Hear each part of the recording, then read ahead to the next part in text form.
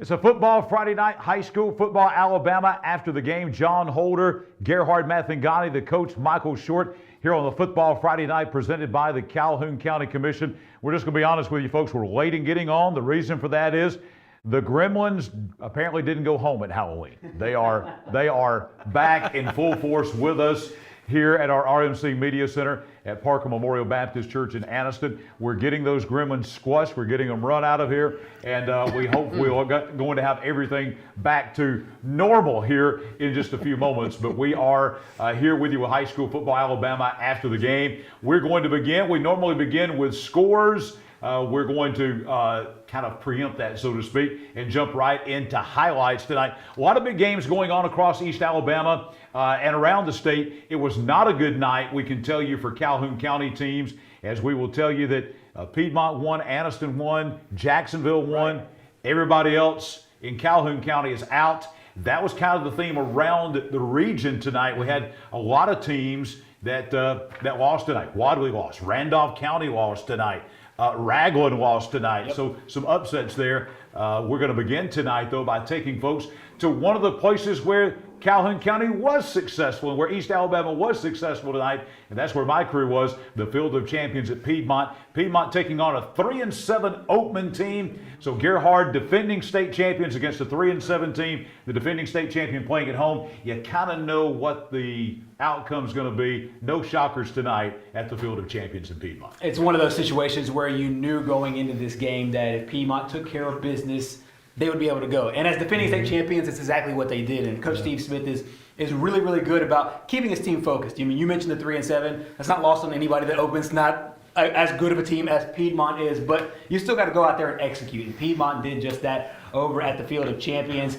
John, your crew was there. I don't know if do we have those guys? And we'll go over to the Field of Champions over in Piedmont. We're not kicking off. They kicked off there a little earlier. There we go. And there we go. As the Piedmont Bulldogs took on Oatman today. And it starts off with some solid offense here for the Bulldogs. It is Max Hansen on the receiving end of that Jack Hayes pass. That goes 17 yards and a big first down. Very next snap, Ish Bethel on the receiving end of the Hayes pass. 40 yards inside the 10-yard line for the Piedmont Bulldogs. But good Oatman defense holds them to this field goal. And he's a whale of a kicker, Sloan Smith is. 21-yard field goal. Piedmont up 3-0 early on. And then a big defensive play. Shout out to Cody Holloway. Interception, and then takes it untouched, 35 yards for a pick six, and Piedmont goes on top, 10-0, still in the first quarter. Special teams and defense would be a big factor of this game, guys. A shake punt here goes only 17 yards. Piedmont in great field position. They take advantage. Hayes to Bethel at 17 yards for a big first down there. Piedmont once again drives. Oatman's defense steps up. But Piedmont would knock through the field goal here. Sloan Smith once again, this time 26 yards out, 13-0 Piedmont. They got close, and that time they got to pay dirt. Jake Austin with the block punt, 32 yards the other way. It's a block punt for a touchdown, 21-0 Piedmont, or 20-0 Piedmont at that point in the first quarter. They end up scoring 41 more points, and they go on to win it 61-0. Guys, as crazy as it is, Jack Hayes, the most prolific offensive player to ever play football in the state of Alabama, didn't have any points in the first quarter, but thankfully great special teams from Sloan Smith, great defense. You saw pick six there by Holloway, and Piedmont cruises once again. Coach, Piedmont's tough enough to beat, especially coming into the Field of Champions. But at the end of the first quarter, Oatman was down 20-0, and Piedmont's offense, as you mentioned, Gerhard, with Jack Hayes, had not scored a point. All the points were scored on defense and special teams. No surprise there. When it's 20-0 and one of the most prolific offenses in the state hasn't even scored, you know what the result's going to be. 61-0 Piedmont tonight. Trying to defend that state championship. They got off to a good start tonight. Well, we brought a couple weeks ago, if you remember, I talked about Piedmont in their kicking game. You know, one game this year, they had over 100-something yards in returns. Right. And to me, that's always the thing that can get a playoff game going, and we're going to see it more and more as the weeks go by, is people's kicking game. Yep. The teams that make it to Auburn are going to be somebody that can make a play on their kicking end, whether it's a block punt, we just saw, turn for a touchdown. Right. There's a reason people shank kicks a lot of times. A lot of times that's pressure.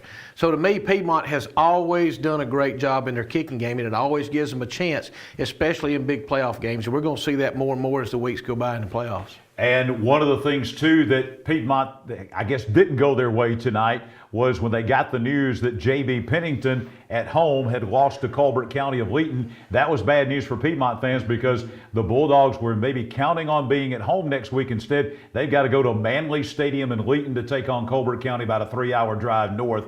That's probably the only fly in the ointment, I guess, for the Bulldogs tonight. Well, but you know what? That is a history game there. I mean, that's two old school football teams. Right. I mean, back in the day, Colbert County was always there. So to me, that's going to be a great game. I know they got to go a long drive, but you know, in the playoffs, you're going to have to go on the road some point in time and win a game, and that will be a big challenge to them, just going to Colbert County and doing it early. But you know what? That usually promises you to get to come back home in the third round if you can take care of business. Colbert County wins that game tonight big at J.B. Pennington in Bluntsville. You'll see that coming up when we have the brackets a little bit later on in the program. I want to remind you of how you can watch us on social media. There are a number of ways to watch us.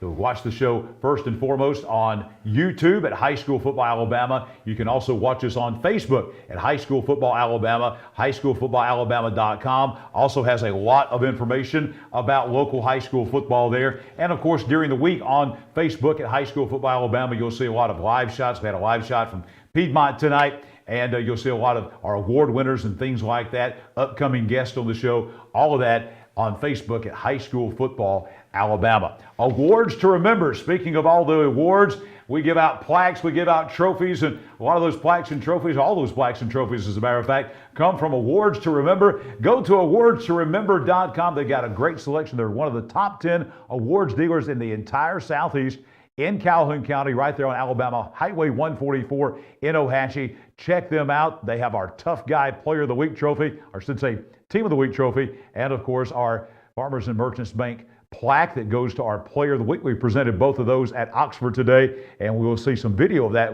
coming up a little bit later on. AwardsToRemember.com, proud sponsors of High School Football Alabama, presented by the Calhoun County Commission. When we come back, more scores and highlights. We're going to be with you for a long time tonight. We know we've got a lot of folks traveling around the state that are coming back home to East Alabama. We're going to be with you with all the scores, highlights, brackets, all of that as we roll on a Football Friday night. The Calhoun County Commission, made up of J.D. Hess, Danny Shears, Fred Wilson, Carolyn Henderson, and Lee Patterson, ask you to take a look at what Calhoun County has to offer.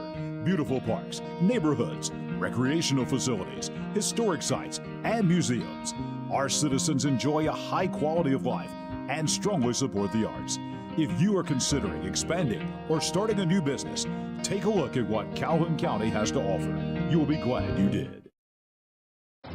When you shop at Pee Wee Turner Motors, you will be a winner.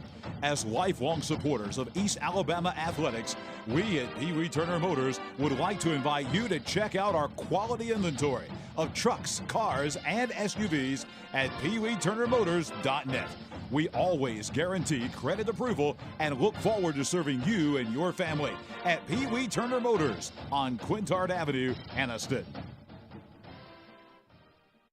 Your neighborhood Grub Mart is your one-stop shop for everything you need when you're on the go. Grub Mart features the best prices on Coke and Pepsi products and is the home to the 99-cent bag of ice every day. And Grub Mart is your exclusive home for the popcorn bucket. Purchase yours for only $5.99, then bring it for free refills throughout the year. And save every day with your Grub Mart Super Saver Card. When you're on the go, it's good to know Grub Mart has everything you need. Gas, diesel, and delicious Oleo donuts. In business over 78 years, visit your local Grub Mart today. Hi, this is Jimmy Newman from Oxford Lumber. I've kicked off many times in my football days, and that's an exciting play. When you're ready to kick off your next building or remodeling project, let us make sure you start your project off right, with the right material at the right price so you can score big and get the job done. Stop by and see our local guys with over 60 years of experience serving you. Come by any one of our 4 locations in Oxford, Talladega, Jacksonville, Roanoke, and don't forget about our low price guarantee. Cash back. Plain and simple. That's what you'll get on the Noble Bank Cash Back account. No tricks, no gimmicky names, just free accounts that pay you cash back. If unlimited transactions, fraud protection, and refunds on ATM withdrawal fees nationwide sounds like your kind of banking, Visit us at noblebank.com and learn more about the Noble Cashback account. Welcome to personal banking. Welcome to Noble Bank and Trust. noblebank.com, member FDIC. We are down to the last week of the Calhoun County Quarterback Club meeting. That will be this coming Monday, November 7th. Matt Schwab, former NFL quarterback, will be in Anniston at the Anniston Country Club. He will be the guest speaker. That will be the last meeting of the year, but still not too late to get involved for 2023 with the Quarterback Club. For membership information, contact Kevin Gibson, 256-453-4886. They're involved in a lot of things such as scholarships in the springtime, also in the summertime. They're involved with the Calhoun County Football Media Day, and then, of course, in the fall with the meetings. So contact Kevin Gibson, 256-453-4886. Now, we have all the final scores involving teams here at East Alabama, as we will take you now to our Oxford Lumber and Ace Hardware scoreboard. You saw the score there earlier. Number 4, Piedmont beats Oatman tonight, 61-0 from the Field of Champions at Piedmont. Donahoe, the Falcons, were on the road tonight in Northwest Alabama, taking on Lynn, and it was Lynn winning that game over Donahoe by a score of 42-0. I think we've got that. Lynn 42, Donahoe nothing was the final score. Gardendale beats Oxford tonight, 31-14. This was a 17-14 game, Gardendale at the half, but Gardendale with 2 touchdowns in the second half, and number 10 Gardendale ends Oxford season. The Yellow Jackets go out of the playoffs. They'll end up 5-6. Gardendale wins over Oxford 31-14. We're going to have some highlights of this game coming up. Our very own Namath Pitts was down in Montgomery tonight. Number 7 St. James beating Walter Welborn 54-7. Welborn quarterback Grayson Johnson went out of the game with an injury. He's had some injury problems here in the last few weeks. Went out of the game. That was a big factor. But St. James beats Walter Welborn 54-7 to end the Welborn season at 6-5. Anniston tonight, a winner over Sipsey Valley, 51-0. Number 2, Anniston. Will have highlights of this game. We were at the game at White Mosby Memorial Stadium in Anniston, where Anniston was out to a 41-0 lead at halftime, and they go to cruise in the second half over Sipsey Valley from Tuscaloosa, 51-0. Highlights of that game coming here on After the Game. Trinity Presbyterian in Montgomery tonight. We're going to have some highlights of this game as well. Trinity Presbyterian taking on Sachs tonight. Sachs and Welborn playing about 2 hours away, but they were playing across the street from each other, just across the Eastern Boulevard. Both teams losing tonight. Trinity Presbyterian shutting down the Sachs Wildcats 37-0. Not a good night for Class 3A Region 4 tonight, or Region 6 for that matter, as Ohatchee goes on the road to take on number 2 Gordo over in West Alabama in Pickens County. Gordo beats Ohatchee tonight 50-6 the final score. Alexandria on the road tonight in the 5A playoffs at number 2 Pleasant Grove. Pleasant Grove beats Alexandria 43-14 the final. Great game tonight down in Centerville. Bibb County and Jacksonville both came in 7-3. Jacksonville scores the winning touchdown with 2 seconds to go in the game. Number 9 Jacksonville, bit of an upset on the road, beat the Choctaws of Bibb County tonight in Centerville. Jacksonville 35, Bibb County 28, the final score. Still looking for a final in the state championship game in 8-man football tonight. The Christian Football Association championship game in Tuscaloosa on the campus of Tuscaloosa Christian. Jacksonville Christian taking on Russell Christian, Mississippi. This is a rematch of a regular season game. This was JCA's only loss. They lost at home in Jacksonville to Tommy Miller Field. And Russell Christian, as we understand, I think we'll have this graphically for you in just a moment. They have beaten, is that correct, JCA wins? Russell Christian, I think we've got that in reverse. Russell Christian won over JCA 42-22 tonight down in Tuscaloosa in the CFA championship game. There's the corrected final. Still a great season for JCA. They wind up 8-2. Their only 2 losses to the state champion. Russell Christian went 11-0 undefeated, but a great season for the Jacksonville Christian Thunder and Coach Tommy Miller as Russell Christian wins 44-22. We mentioned not a good night for 3A teams. In 3A Region 4, Randolph County falls at home tonight to Alabama Christian out of Montgomery. 3 City of Montgomery teams knocking out 3A teams from here in East Alabama in 3A Region 4 tonight. Alabama Christian beats Randolph County to end the Tiger season in Wedowee tonight, 63-30, the final. Alabama Christian over Randolph County. Hanley tonight, no problem at home in Roanoke. Number 4 team in 4A beat the West Blockton Tigers 46-6 tonight. Wadley, their season ends. Another Randolph County team losing tonight. This was a rematch of the semifinal game in 1A last year. Wadley won in reform last year, but Pickens County gets revenge tonight as they beat Wadley 34-15. Central of Clay County, no problem at home tonight at Volunteer Stadium. They beat Holtville 50-0 the final. B.B. Comer, a winner over Lynette tonight. This was a great game in Class 2A. Lynette's season ends, though, at the hands of B.B. Comer, one of the hottest teams in the state right now in Class 2A. Number 6, B.B. Comer, winning at Legion Stadium in Sylacauga 45-20 tonight.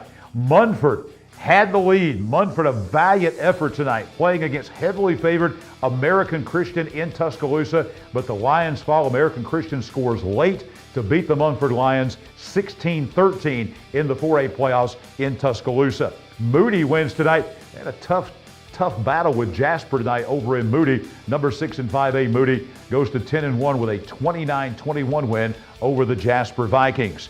A tough loss for Raglan tonight. Marion County of Ewan comes into Joan Ford Stadium in Raglan, and they beat the Raglan Purple Devils 59-22, the final score tonight in Raglan. Raglan season ends at 6-4. The Cherokee County Warriors, they're hot right now. They took a loss last week to 6A Fort Payne, but in 4A competition, they have been dynamite, and tonight they were as well. Number 10, Cherokee County exploding on corner tonight up in center. We'll have highlights of that game from center. Cherokee County all over corner, 47-10. Cedar Bluff season ends tonight on the road in Arley at Meek tonight. Meek remains undefeated, 11-0 as the Tigers beat the Cedar Bluff Tigers 46-6 tonight. Spring Garden hosting South Lamar this evening at Spring Garden. We will have highlights of that game, probably even highlights of a steak sandwich tonight. Spring Garden rolling over South Lamar 35-7, the final score in that game. Ramsey beat Southside 61-25 in the 5A playoffs down in Birmingham tonight. Coosa Christian will play Spring Garden next week in the 1A playoffs. That game will be over at Spring Garden. Coosa Christian tonight. We will have highlights of this game from Philip Ellen Stadium in Gadsden, where Coosa Christian blasted Hackleburg 51-8 tonight. Gadsden City will have highlights of this game. The Titans advance in the 6A playoffs as they knock off Coleman tonight 41-24. We will have highlights of this game. Etowah led 21-0 over Northside. Northside then scored 21 and tied it, and then Etowah scored 21 more to win it by 3 touchdowns. Etowah over Northside tonight at Jim Glover Field in Attala, 42-21, the final score in that game. And again, we will have highlights of that game from Jim Glover Field in Attala. And finally, our final score here in East Alabama, West End tonight, playing at number 4 Aliceville over in Pickens County in West Alabama in 2A play. And in that particular game, it was Aliceville beating West End. The final score there was 62-13. We are coming to you live tonight from the RMC Media Center at Parker Memorial Baptist Church in Anniston. Coming up, we're going to have our Noble Bank and Trust post-game presser. Noble Bank and Trust with locations throughout East Alabama. They've got locations in Heflin, in Alexandria, in Anniston, in Oxford, at the Summit in Birmingham. And if you can't make it into one of their locations to see their friendly staff, Noble Bank and Trust also has a guarantee that when you call their number, any of those branches, you are going to get a live person. Noble Bank and Trust bringing you high school football Alabamas after the game. Time for our first Team 1 Chevrolet of Gadsden Extra Point tonight. The first round of the AHSAA State Football Playoffs beginning tonight with 104 games featuring 208 teams from around the state. Classes 1A through 6A each had 16 games with 32 teams, while Class 7A had 8 games and 16 schools. That field will be cut in half each week until the crowning of the state champions at Jordan-Hare Stadium in Auburn, November 30th through December the 2nd. After the game presented by the Calhoun County Commission rolls on, we got a special guest, and we're going to talk about a special career of someone that high school football fans in East Alabama know well when we come back.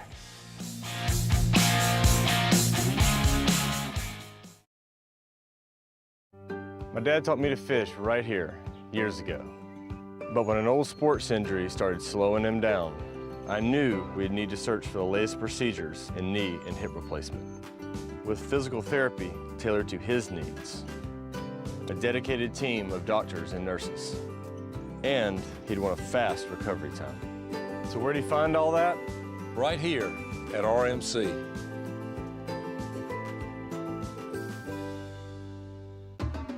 At Farmers and Merchants Bank, we're showing off our school spirit with our newly designed vertical Spirit debit cards. Now these are customized with your favorite school's logo, and half of every Spirit card purchased goes toward your school. So show off your colors and support your local school with the F&M Spirit debit card. You can learn more at fnm.bank. Member FDIC.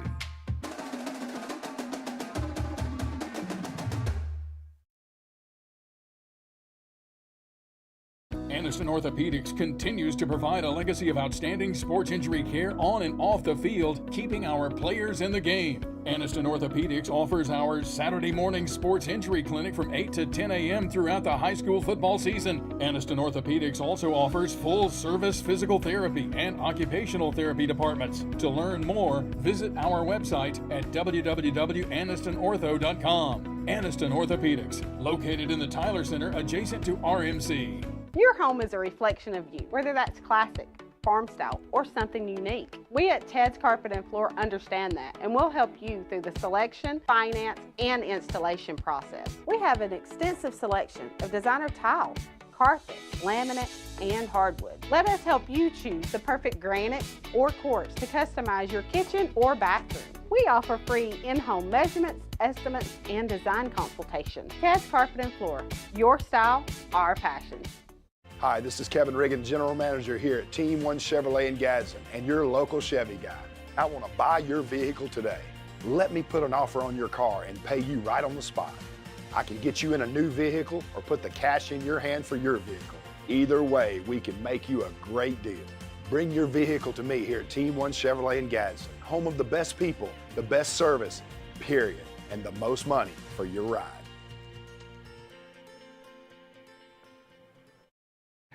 Farmers and Merchants Bank, we're about to share with you the final 30 candidates for our Farmers and Merchants Bank Spirit Scholarship. The voting is going on right now. That will continue through Monday at 12 noon.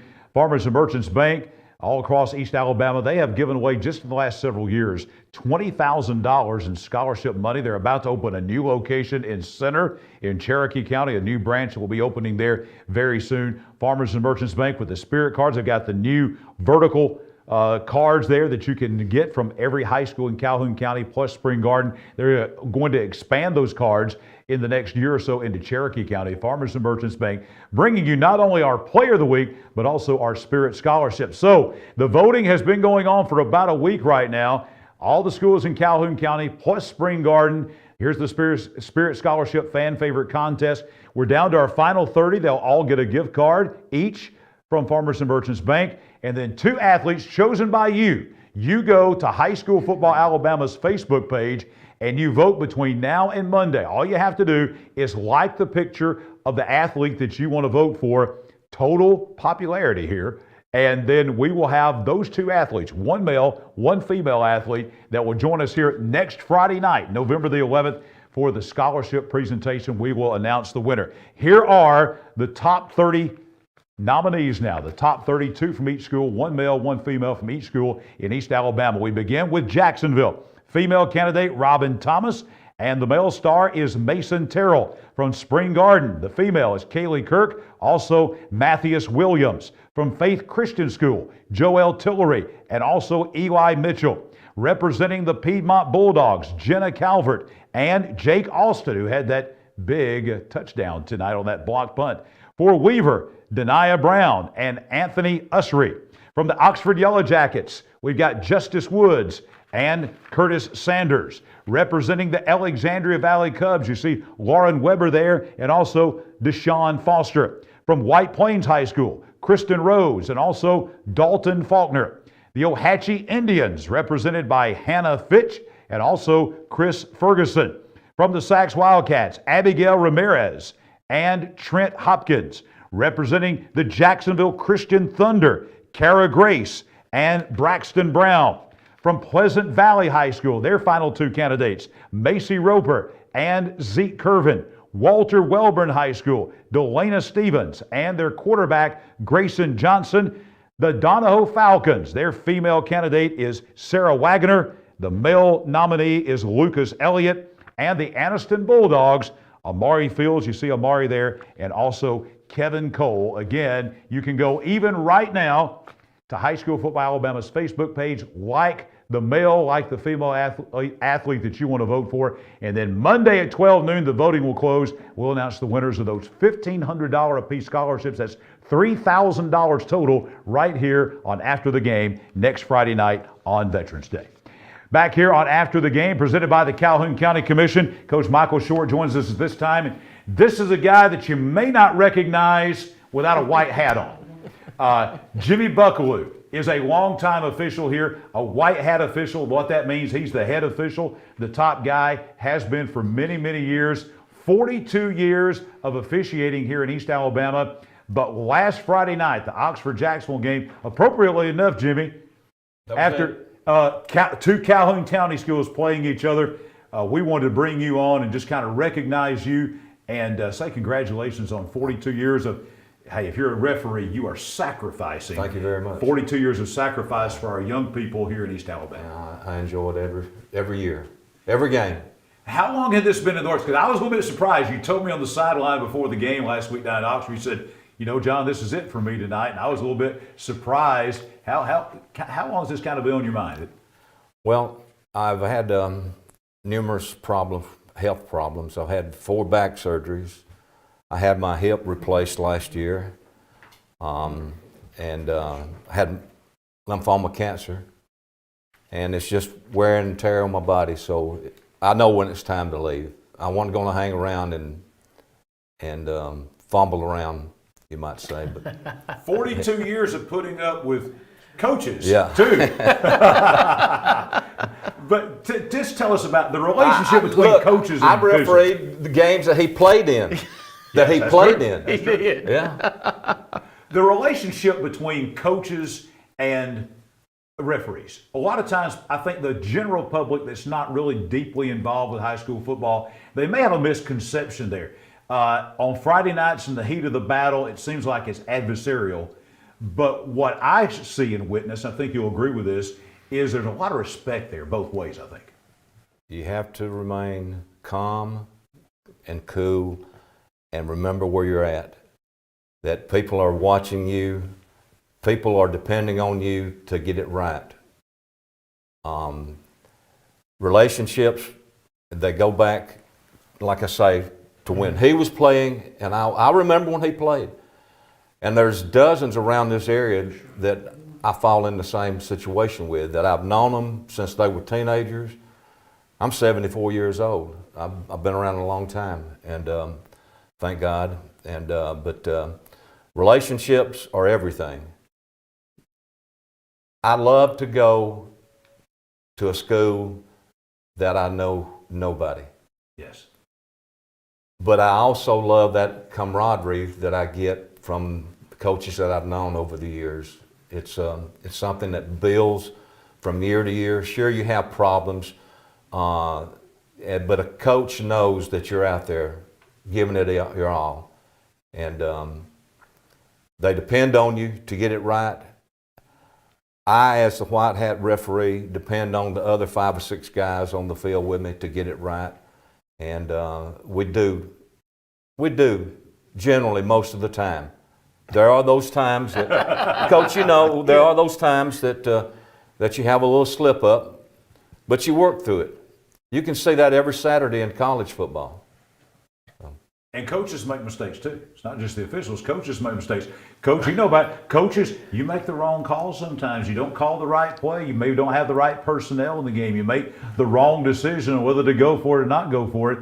But you, from the coaching end of things, have had a lot of games where he's been the guy out there on the field from your perspective. Yeah, I mean, there's been many times that I had him. And first of all, I have the utmost respect for officials. I always did.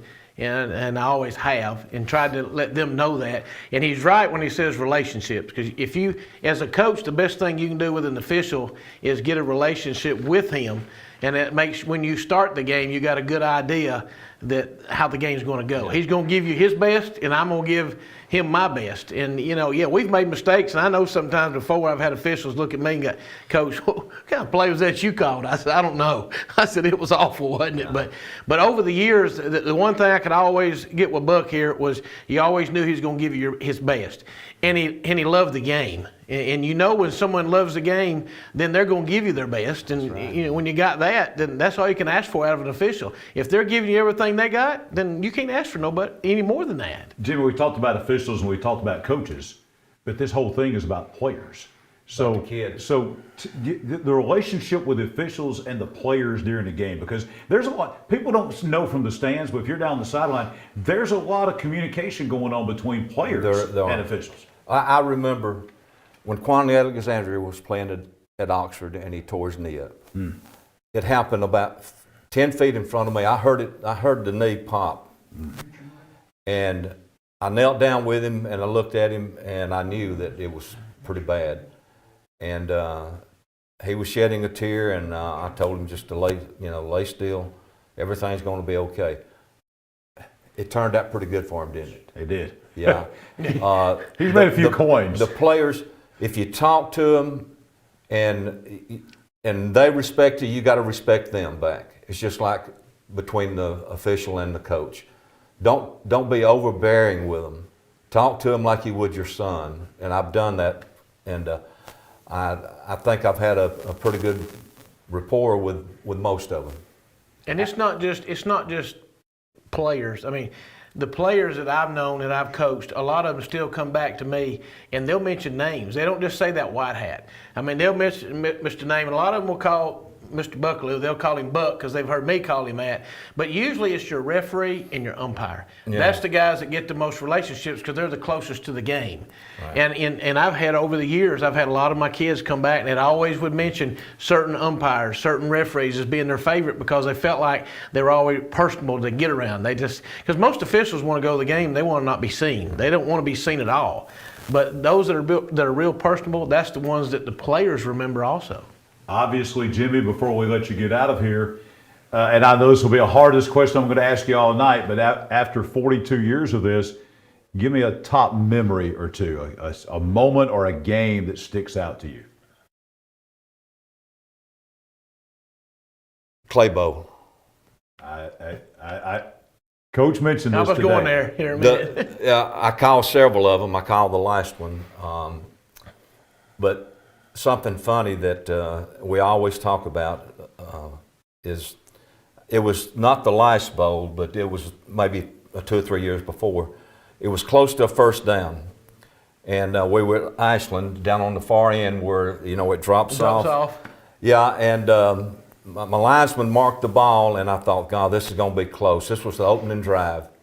And brought the chain crew in, and they put the stake down. And I looked, and I looked, and I looked. Keith Robinson was the umpire. and I was looking, and Keith said, here, take this card and see if it'd go between the ball. I remember this. And, okay, Ryan Brown was with FM 100 or one of the local. He was working with me. He was, okay, yeah. And, of course, I didn't hear this, but it was relayed to me the next week at work that Ryan says, said it's real close. It's real close. Mr. Buckaloo's down on his knees, and I go to church with him, and I've never seen him on his knees before. But he's on his knees trying to see if it's a first down, and it was not. Now that was the opening. That lineman drove the ball down to about the 15-yard line, and that was a crucial play right there. Yeah.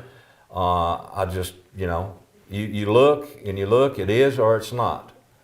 So it was not, but it was kind of funny, after everything was said and done. I was in the Army Reserve at that time, and my unit was down in Montgomery, so I had prepared to leave from Ashland and going down to Montgomery that night. And I was leaving pretty quick. I was doing about 90 miles an hour. Is it Highway 49? 9. Highway 9. A state trooper got me.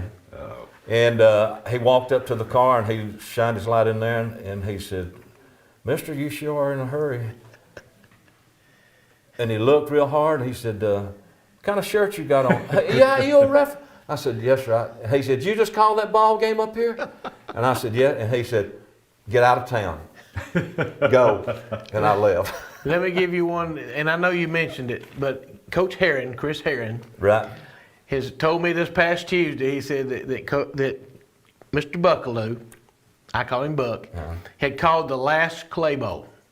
And he has a picture of it came down to the end, Right, yeah. and there was Lineville is lined up to kick the winning field goal in the last Clay Bowl, and they've got a picture of a kid diving out and blocking it, and he's right in the middle of it on his hands, standing right here ready to make a call, and that's the picture, and he wants you to come down there and sign that one day. He had told me years ago. He said, "You're the only person in that picture that hasn't autographed it. Come down and I'm going to do it one day." Jimmy, we've been doing this with coaches all year long, so we're not going to let you off the hook. We asked them about something that has nothing to do with football. And some folks have told me this week, as we're preparing for this, that you're obviously a very talented official, but we also understand you have a very talented singing ability. Tell us about that. Don't look at me. This is what I've heard. I cannot carry a tune, but I love to do karaoke and do Willie Nelson. I heard that. And I come from a family that's very, my brother has been the night before I went to Vietnam, I bought my brother a little guitar in 1969. I said, learn how to play this. Mm-hmm. When I got back the next year, he already had a band. And he's been playing all his life, and he's wonderful. I have a nephew in Nashville that just played at the Jefferson the Civic Center? Yes. BBJC or whatever. That it's just fabulous guitar player. Myself, I can't play. I got to get to, and I sit there and I do this. But no. I was asked to leave the choir at Sachs. My sister will verify that. They asked me to leave the choir at Sachs when I was in the 10th grade, and I did.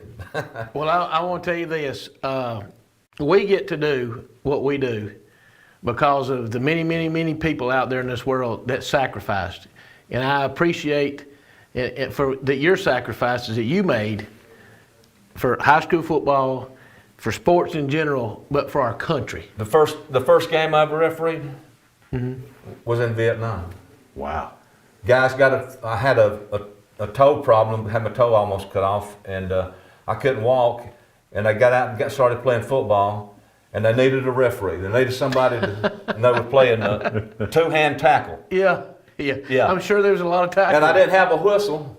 So I took my M16, and when I was going to blow the whistle, I just fired a round off, and everybody would stop. Okay, so as they went on, I got tired of doing this, so I put it on automatic, and I said, and everybody scattered. And that was the last time we played football.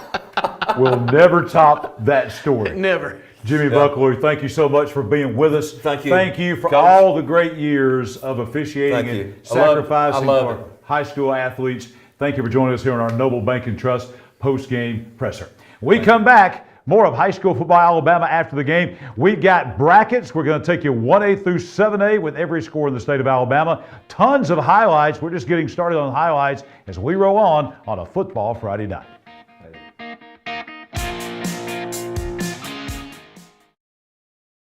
Hi, this is Jimmy Newman from Oxford Lumber. I've kicked off many times in my football days, and that's an exciting play. When you're ready to kick off your next building or remodeling project, let us make sure you start your project off right, with the right material at the right price so you can score big and get the job done. Stop by and see our local guys with over 60 years of experience serving you. Come by any one of our 4 locations in Oxford, Talladega, Jacksonville, or Roanoke. And don't forget about our low price guarantee.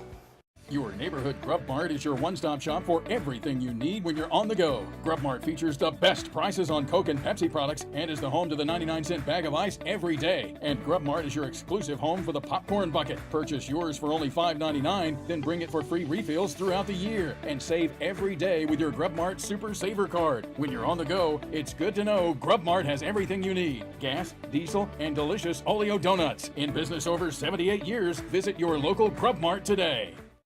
Cash back. Plain and simple. That's what you'll get on the Noble Bank Cash Back account.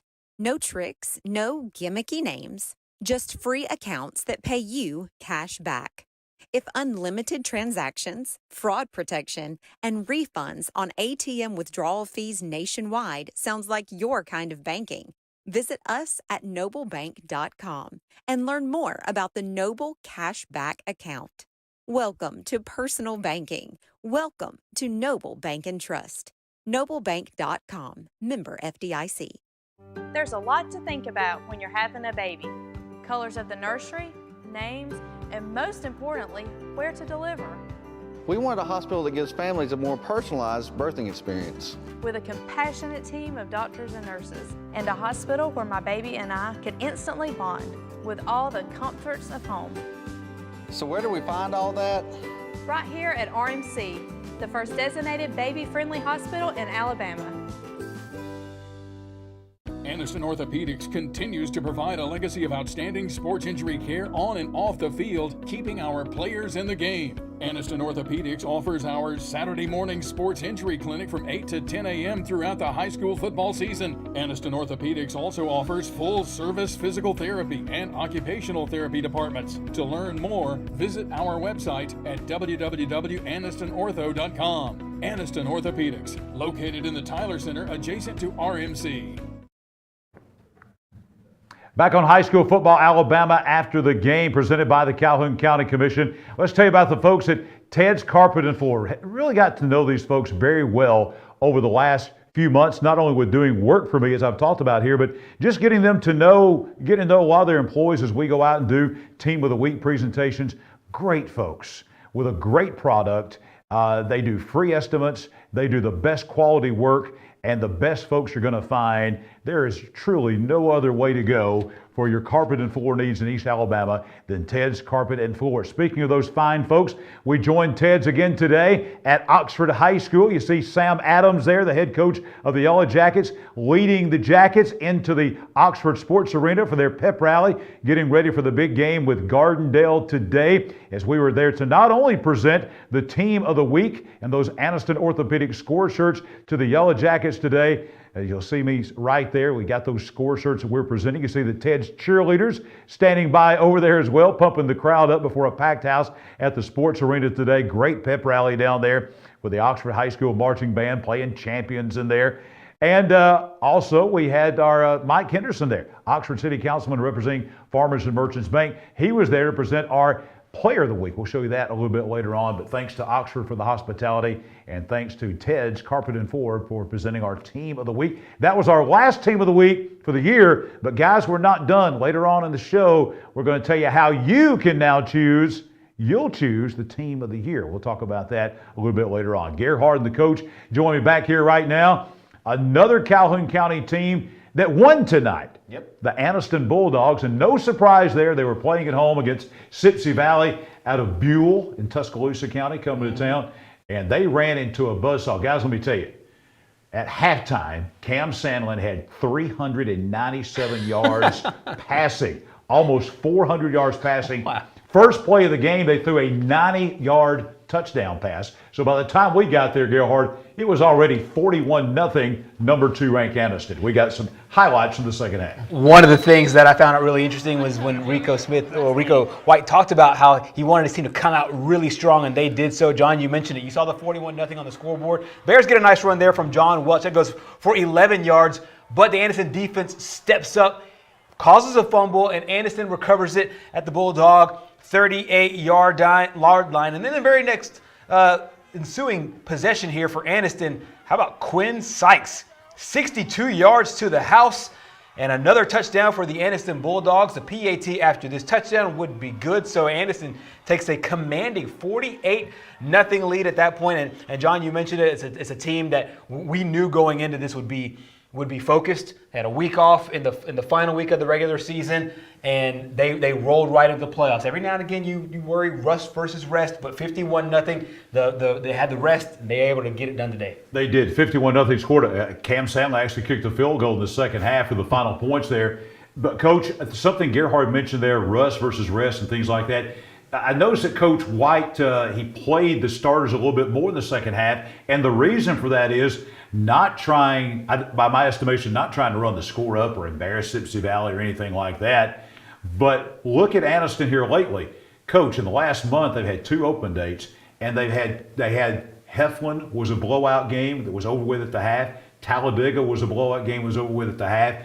This game tonight was a blowout game that was pretty much over with at the half. You know, Coach, as well as anybody, they're going to have some tough games where they're going to have to play 4 quarters.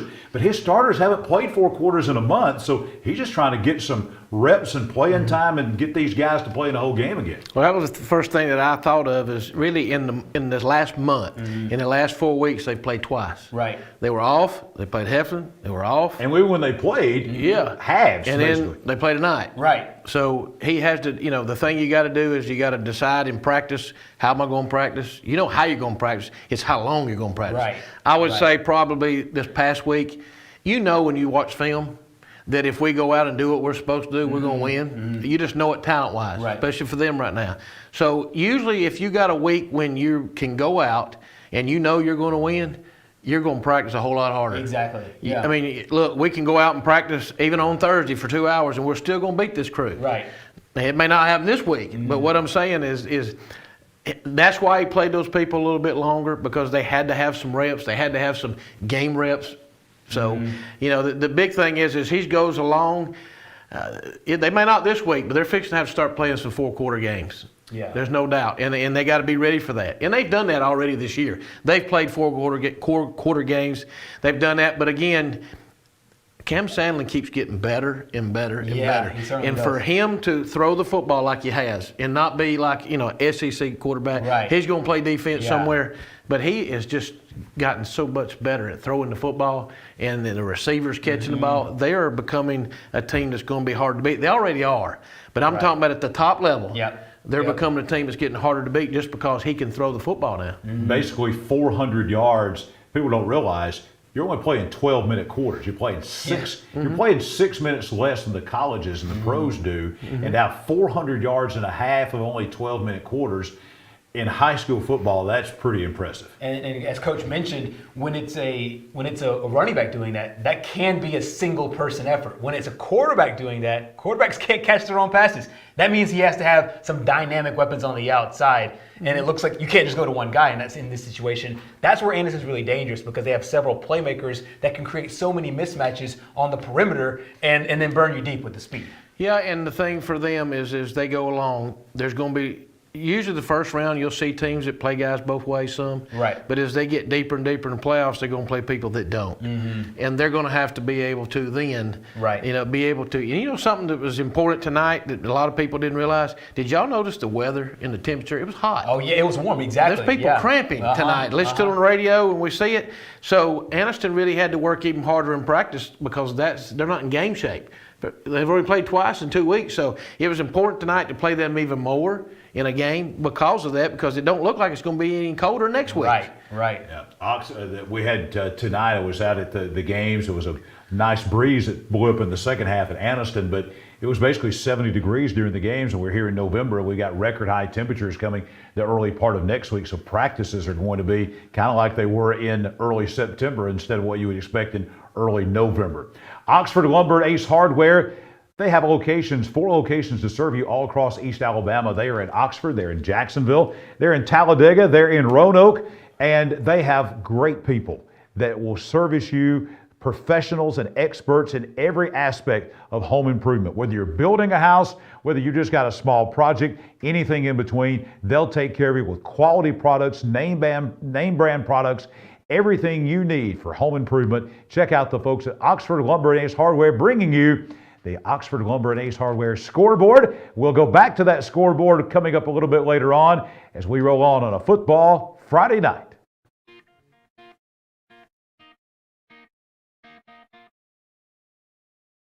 Hi, this is Kevin Riggin, General Manager here at Team 1 Chevrolet in Gadsden, and your local Chevy guy. I want to buy your vehicle today. Let me put an offer on your car and pay you right on the spot. I can get you in a new vehicle or put the cash in your hand for your vehicle. Either way, we can make you a great deal. Bring your vehicle to me here at Team 1 Chevrolet in Gadsden, home of the best people, the best service, period, and the most money for your ride.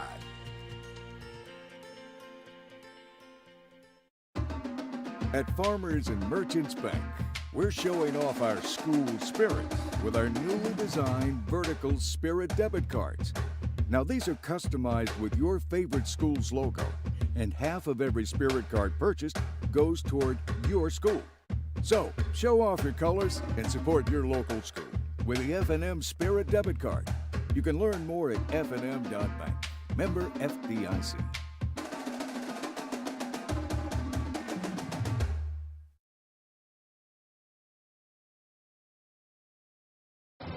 When you shop at Pee Wee Turner Motors, you will be a winner. As lifelong supporters of East Alabama athletics, we at Pee Wee Turner Motors would like to invite you to check out our quality inventory of trucks, cars, and SUVs at peeweeturnermotors.net. We always guarantee credit approval and look forward to serving you and your family at Pee Wee Turner Motors on Quintard Avenue, Anniston.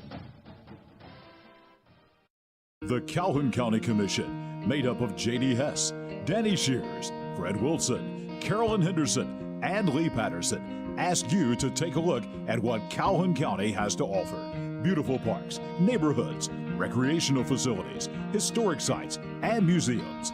Our citizens enjoy a high quality of life and strongly support the arts. If you are considering expanding or starting a new business, take a look at what Calhoun County has to offer. You will be glad you did. Your home is a reflection of you, whether that's classic, farm style, or something unique. We at Ted's Carpet and Floor understand that, and we'll help you through the selection, finance, and installation process. We have an extensive selection of designer tiles, carpet, laminate, and hardwood. Let us help you choose the perfect granite or quartz to customize your kitchen or bathroom. We offer free in-home measurements, estimates, and design consultations. Ted's Carpet and Floor, your style, our passion. And we are back on High School Football Alabama after the game presented by the Calhoun County Commission. Time to go back to our Oxford Lumber and Ace Hardware scoreboard. Give you all the final scores of playoff games tonight in the first round involving teams here in East Alabama. Kind of a mixed bag tonight. Some teams successful, some teams not. One team that was successful, you saw the highlights earlier, number 4 in 3A Piedmont shutting out Oatman 61-0. Lynn tonight beats Donahoe 42-0 in Class 1A. Oxford also falls tonight on the road at Gardendale 31-14.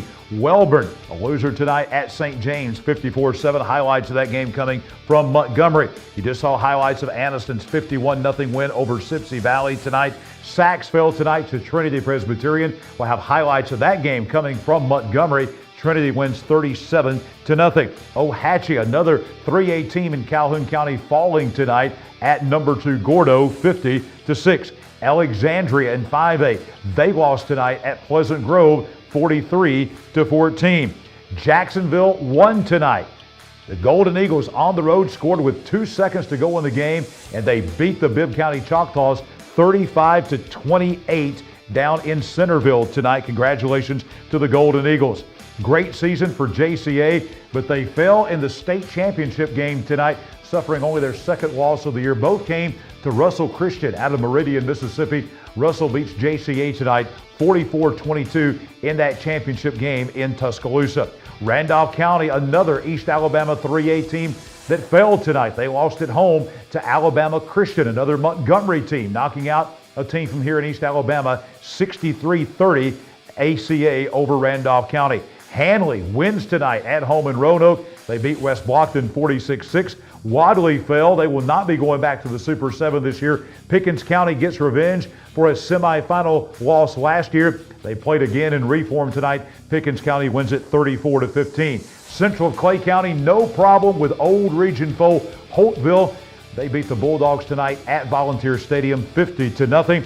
BB Comer wins impressively tonight in Sylacauga over Lynette 45-20. Munford, valiant effort tonight in Tuscaloosa, but they fall in Class 4A to American Christian 16-13. Moody, a winner over Jasper tonight 29-21. Ragland fell at home tonight, and they fell hard. Marion County, the Red Raiders come in from Ewan. They beat Ragland at Joan Ford Stadium 59-22 tonight. Cherokee County, highlights of this game coming in just a moment. Number 10 Cherokee County blasting Corner tonight 47-10. Cedar Bluff in a battle of tigers at Arley in Winston County tonight. They fall to Meek 46-6. Spring Garden will have highlights of this game coming. The Spring Garden steak sandwich, the Panthers. Not the steak sandwiches, Coach. Spring Garden wins 35. I think that says 34-7. It was 35-7. Spring Garden over South Lamar tonight. Ramsey ends Southside season down in Birmingham 61-25. Coosa Christian will play Spring Garden. Two local teams playing each other. That will be a rematch of a regular season game. They played week 2 in Gadsden. Spring Garden won 27-0. Both teams have gotten better since then. So Coosa Christian beats Hackleburg tonight in Gadsden. We'll have highlights of that game as Coosa won 51-8. Gadsden City, another team improving every week. They beat a good Coleman team tonight, 41-24 at Titan Stadium. We'll have highlights of that game. Etowah, 3 touchdowns better than Northside tonight at Jim Glover Field in Attala. We will have highlights of that game coming as Etowah won by a score of 42-21. And the West End Patriots, much improved team, one of the best improved teams in East Alabama from 2021 to 2022. The West End falls tonight on the road at number 4, Aliceville, over in Pickens County in Class 2A play by a score of 62-13. Bringing it back in here with Gerhard and the coach. We mentioned and promised you we were at center tonight. Warrior Stadium, Bobby Joe Johnson Field, Cherokee County, one of the better teams in Class 4A, top 10 ranked. Gerhard, you were there tonight as Corner came in, and Corner got kicked to the corner tonight by the Warriors as Cherokee County kind of had their way tonight with the Corner Yellow Jackets. That's exactly right, and it's one of those situations in this game that Cherokee County is another team, had some momentum going into the playoffs. They want to continue that momentum. Let's go out to Bobby Joe Johnson Field over in center. Cherokee County Corner meeting for the first time ever, but it's the 3rd playoff appearance for the Warriors under head coach Jacob Kelly. The Jackets having a pretty strong season overall, though. Came into this game 8-2, but it was all Cherokee County, especially early on. Jacob Cornejo, they had a steady diet of him, the Yellow Jackets did. Here, scampering for 16 yards and a big first down there for Cornejo. A little bit later, same guy, same drive, same result. First down, 16-yard pickup right here. And then you got to give it to big number 9 to finish the drive with a touchdown. He does just that, but the extra point is blocked. Cornejo into the end zone for the touchdown. Cherokee County up 6-0 early on. Some good Yellow Jacket defense here. Cade Hopper, nowhere to go. His pass intercepted here by Jace Boyd, and Boyd returns it deep into Warrior territory. But the Warriors come up with some great defense, led here by Dalton Chestnut. Tackle for loss here, and Johannes Rowland settles for the field goal for Corner. And that's 3 points, is the only 3 points, I believe. They end up scoring in on the game. They get a touchdown late in the game. But Corner does go down. Cherokee County scores 47 points in the game, 47-10. The first ever meeting between these two teams, and Cherokee County once again moving on to the second round. Cherokee County beats Corner 47-10. No surprise there. Good showing by the Warriors tonight up in center. And this is a Cherokee County team. I've obviously picked them number 2 in the preseason. I picked them to go to the Super 7. So the Warriors making me look good right now, but legitimately I think we're to the point now. We're now into the 12th week of the season coming up, that I think we can confidently say that Cherokee County, they're ranked 10. That may be too low. I think they're one of the better teams, certainly in North Alabama in Class 4A. One of the things that impressed me of watching the highlights there was the quarterback makes the tackle after throwing an interception. Yes. Yeah. He don't make that tackle, they score a touchdown. Exactly. You don't know sometimes what momentum can do in a ball game, but him getting the stop and it held him to a field goal. Right. So I thought that was a big play that I got to see on the highlights. But tonight, help me this. Jacob Cornejo, running back, had 373 yards rushing tonight and 5 touchdowns. That's a big night for anybody. Exactly. And guess what? He's a junior, so he's back next year as well. He's back. Yeah. That will be one of the top rushing performances this year in the state of Alabama. Probably one of the top 20 or 30 performances of all time in the state. 376 yards, transferring from Sandrock in the offseason, and he has really helped this Cherokee County team. And that's the thing about Cherokee County that impresses me, Coach, as we talk about this Warrior team, is balance. With Hopper, they got great receivers. They can throw the ball. Now with Cornejo in there, they can run the football. So it's not one of these one-dimensional teams. Center is a team that can do it both pretty well. Remember what I said a while ago? They also can kick. We've been there and seen them. That they've got a great kicker. I'm talking about kickoff, extra points, field goals. But the guy, when he kicks off, puts it in the end zone. And that is a weapon. And that'll be a weapon that they will need later on in the playoffs. Yeah, and John, you talked about the weapons that they have on the outside. And we talked about this with Anderson a little bit. If you can make defenses cover the entire length of the field, whether it's in a passing game or the running game, it's a true weapon for Coach Jacob Kelly. And shout out to him, 3 years now in a row. He talks about when he was here on our program, he talks about how the seniors right now basically have grown up with him in the program. And Coach, you know the importance of that, hearing one voice for those 4 years. And now they're in the playoffs for the third straight year and in the second round for the second straight year. Well, they're not going to just jump off the charts in looks when they get off the bus, in size. Yeah. But I also know they do a great job in the weight room because they play strong. And when in old coach speak, when you see a team that plays strong, they may not look strong, but they play strong, and that means they're getting the job done in the weight room. Guys, there's been a lot of talk around the country about the used car market, about used cars. Is it a good time? Is it a bad time to buy a used car? The market's changing. If you're in the market for a used car, Pee Wee Turner Motors is the best place to go here in East Alabama. PeeWeeTurnerMotors.net, that's a good place to start. You can call them at 237-4649. Going to be a beautiful weekend. The warm temperatures we mentioned. Great time to go down to their lot on South Quintard Avenue in Anniston. Lance, Tara, all the folks down at Pee Wee Turner Motors will take good care of you. They have been here since 1969, more than 50 years of great selections of used cars and great deals for you. PeeWeeTurnerMotors.net. We'll be back with more of After the Game, presented by the Calhoun County Commission, as we roll on a football Friday night.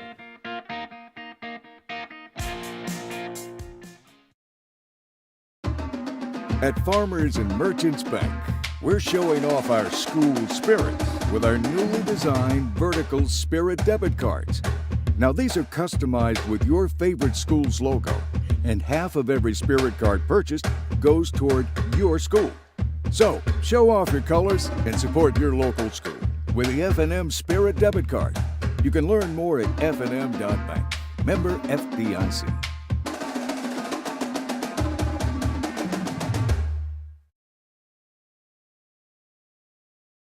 Hi, this is Jimmy Newman from Oxford Lumber.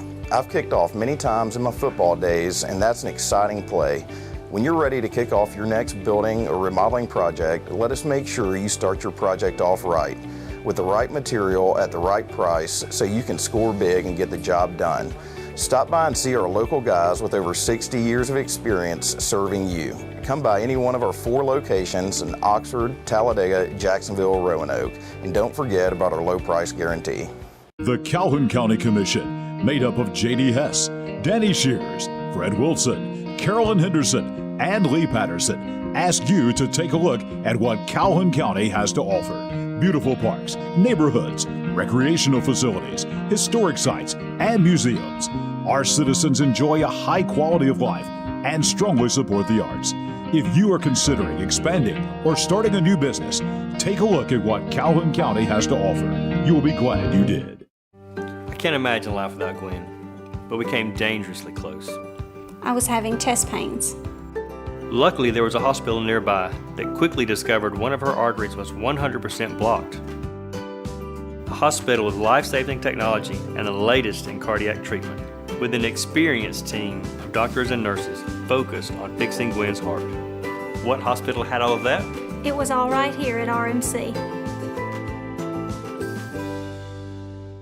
Your neighborhood Grub Mart is your one-stop shop for everything you need when you're on the go. Grub Mart features the best prices on Coke and Pepsi products and is the home to the 99-cent bag of ice every day. And Grub Mart is your exclusive home for the popcorn bucket. Purchase yours for only $5.99, then bring it for free refills throughout the year. And save every day with your Grub Mart Super Saver card. When you're on the go, it's good to know Grub Mart has everything you need. Gas, diesel, and delicious Oleo donuts. In business over 78 years, visit your local Grub Mart today. We turned the calendar this week to November, and coming up in just 2 weeks from tonight, believe it or not, it will be the Festival of Lights in Oxford at Chocowacca Park. Come and see the wonder that is the Festival of Lights, presented by the City of Oxford and First Bank of Alabama. Enjoy the drive-through holiday lights show featuring over 1 million lights all from the comfort of your car. One carload, one price. Santa's Village is there with an outdoor skating rink, inflatables for the kids, food trucks, Santa Claus. I know it's 80 degrees outside, but still, it's coming quick. In 2 weeks, you can have your picture taken with Santa. This opens up 2 weeks from tonight, Friday night, November the 18th, and will continue through Christmas Eve, December 24th, 5 until 10 p.m. every night. Get your tickets at oxfordlights.com and the Oxford Festival of Lights, bringing you our brackets. And by the way, it is bracket time now. We're going to take you through the brackets. We will begin in Class 1A tonight, and here is what we've got going on. We'll begin in the South. Maplesville tonight was a winner over R.C. Hatch of Uniontown, 55-8. They move on to the second round. Will they take on Leroy? Leroy moving down from Class 2A to 1A. Leroy wins tonight at home against Georgiana, 47-12. So next week, it will be Maplesville at home, the Red Devils coming into the game at 8-3, and they will take on Leroy, who comes in at 9-1, ranked as the number 6 team in Class 1A. We stay in the South in Class 1A and move on to the next bracket. That bracket's going to be Linden winning over Otagoville tonight. That game was in Linden at Linden City Stadium. Linden beating Otagoville 34-0. The Patriots move to 9-1. They will take on the Brantley Bulldogs. Brantley now 9-2 after a 39-3 win over Southern Choctaw of Silas. So next week, Brantley travels to Marengo County to Linden to take on the Patriots at Linden City Stadium. A lot of good football teams in the South in Class 1A. One of those is number 1 ranked Elba. The Tigers at home tonight against Choctaw County of Butler, and the Brantley Bulldogs win it. I should say Elba wins it over Southern Choctaw tonight, 42-20. I think we got Choctaw County twice on there, but that should be Southern Choctaw instead of Choctaw County. Elba wins it 42-20. They remain undefeated, 11-0, and ranked number 1. They will get Sweetwater. Sweetwater, the defending state champions in 1A, the team that beat Wadley last year. They hammered Verbena tonight at home at Nolan Atkins Stadium, 48-8. So next week, a marquee matchup in 1A football. Sweetwater will be traveling to play at Elba. Elba 11-0. Sweetwater comes into the game now at 7-2.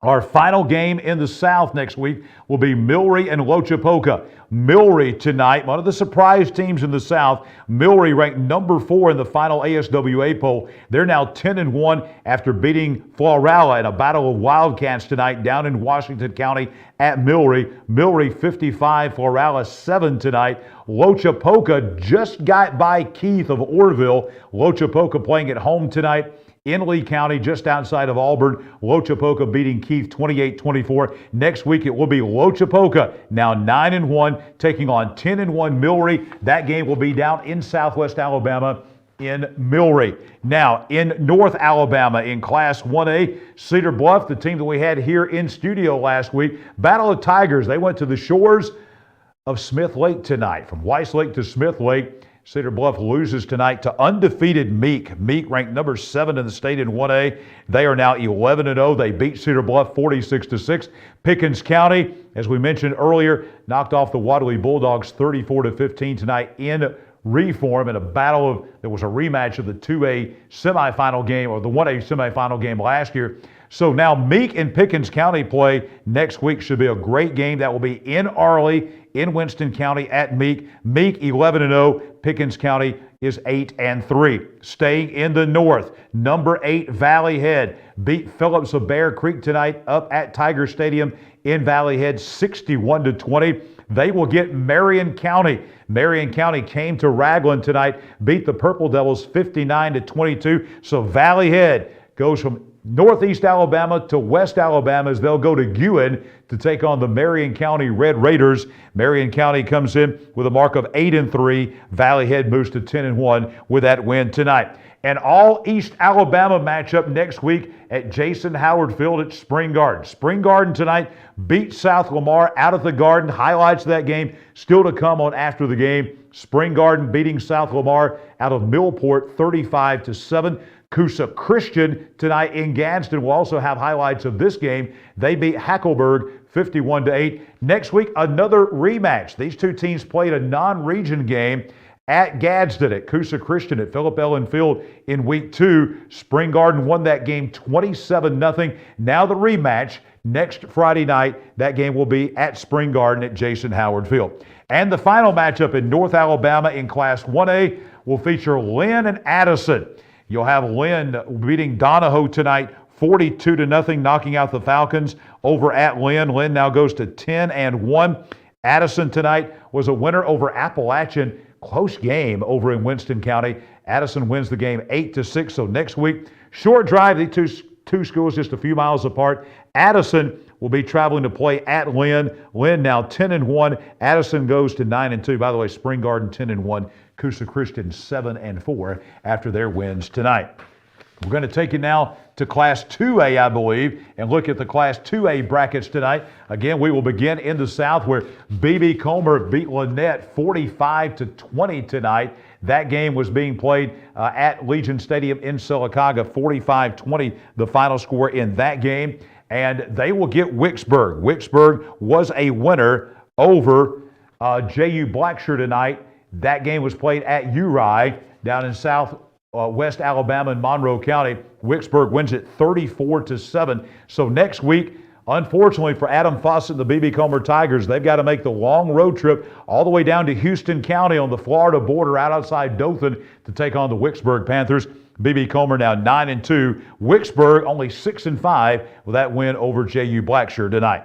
Reeltown and Thorsby tonight. Reeltown beat Thorsby, a good Thorsby team at Reeltown, 48-8. G.W. Long was a winner over St. Luke's Episcopal, 19-16. So next week, that will send G.W. Long traveling to play at Reeltown. Long comes in at 8-3. Reeltown moves to 9-1. Staying in the South, this should be a great matchup next week as we are going to see number 2 versus number 5 in Class 2A. Ariton tonight at home in Dale County. The Purple Cats beating Chickasaw 61-22. Meanwhile, great game. This was back and forth. Highland Home wins, but they got all they wanted from Isabella tonight. The Flying Squadron wins over Isabella 29-21. Next week, a great game in Southwest Alabama. Highland Home, the Flying Squadron flying down to Southeast Alabama to take on the Ariton Purple Cats. Highland Home, as we mentioned, now 10-1. Ariton also comes in at 10-1. The final game in the South in Class 2A,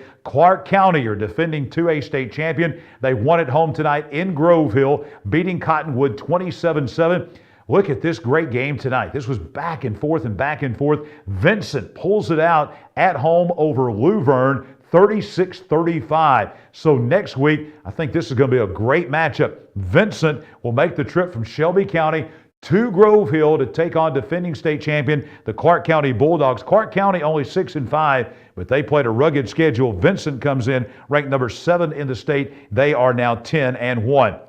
We bring it to North Alabama in Class 2A. Lexington all over North Sand Mountain tonight up in Lauderdale County at Lexington 49-14. Tuscaloosa Academy, their first year in the Alabama High School Athletic Association after moving over from the AISA. They beat Locust Fork tonight in Tuscaloosa 42-28. So next week it will be Tuscaloosa Academy 9-2 traveling to Lexington to face the Golden Bears, who also come in at 9-2. Fife, the Red Devils, no problem tonight with Red Bay. They win tonight up at Paul Benefield Stadium, 55-8. They are 11-1, ranked number 1 in the state. They'll get Winston County. Winston County came in and beat Cleveland, the team that was in the Super 7 last year. Winston County clobbered Cleveland 50-14 tonight at Dixon Stadium in Cleveland. So next week, Fife now has to go on the road to Double Springs to take on Winston County.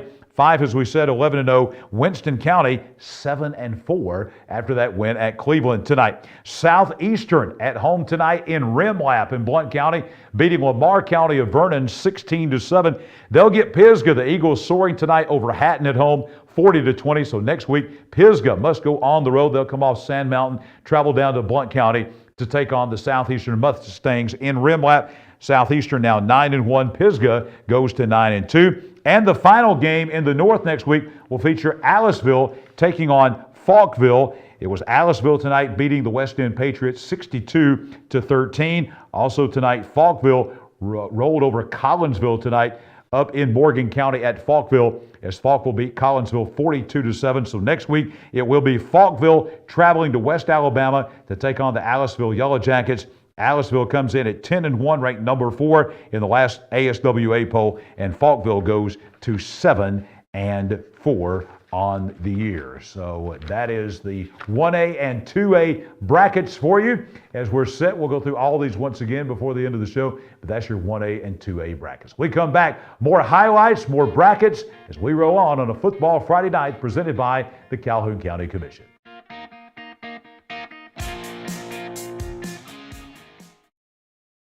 Your home is a reflection of you, whether that's classic, farm style, or something unique. We at Ted's Carpet and Floor understand that, and we'll help you through the selection, finance, and installation process. We have an extensive selection of designer tile, carpet, laminate, and hardwood. Let us help you choose the perfect granite or quartz to customize your kitchen or bathroom. We offer free in-home measurements, estimates, and design consultations. Ted's Carpet and Floor, your style, our passion.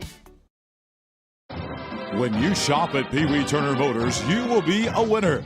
As lifelong supporters of East Alabama athletics, we at Pee Wee Turner Motors would like to invite you to check out our quality inventory of trucks, cars, and SUVs at peeweeturnermotors.net. We always guarantee credit approval and look forward to serving you and your family at Pee Wee Turner Motors on Quintard Avenue, Anniston. Cash back. Plain and simple. That's what you'll get on the Noble Bank Cash Back account. No tricks, no gimmicky names, just free accounts that pay you cash back. If unlimited transactions, fraud protection, and refunds on ATM withdrawal fees nationwide sounds like your kind of banking, visit us at noblebank.com and learn more about the Noble Cash Back account. Welcome to personal banking. Welcome to Noble Bank and Trust. Noblebank.com. Member FDIC. Anniston Orthopedics continues to provide a legacy of outstanding sports injury care on and off the field, keeping our players in the game. Anniston Orthopedics offers our Saturday morning sports injury clinic from 8 to 10 a.m. throughout the high school football season. Anniston Orthopedics also offers full-service physical therapy and occupational therapy departments. To learn more, visit our website at www.annistonortho.com. Anniston Orthopedics, located in the Tyler Center adjacent to RMC. Hi, this is Kevin Riggin, General Manager here at Team 1 Chevrolet in Gadsden, and your local Chevy guy. I want to buy your vehicle today. Let me put an offer on your car and pay you right on the spot. I can get you in a new vehicle or put the cash in your hand for your vehicle. Either way, we can make you a great deal. Bring your vehicle to me here at Team 1 Chevrolet in Gadsden, home of the best people, the best service, period, and the most money for your ride.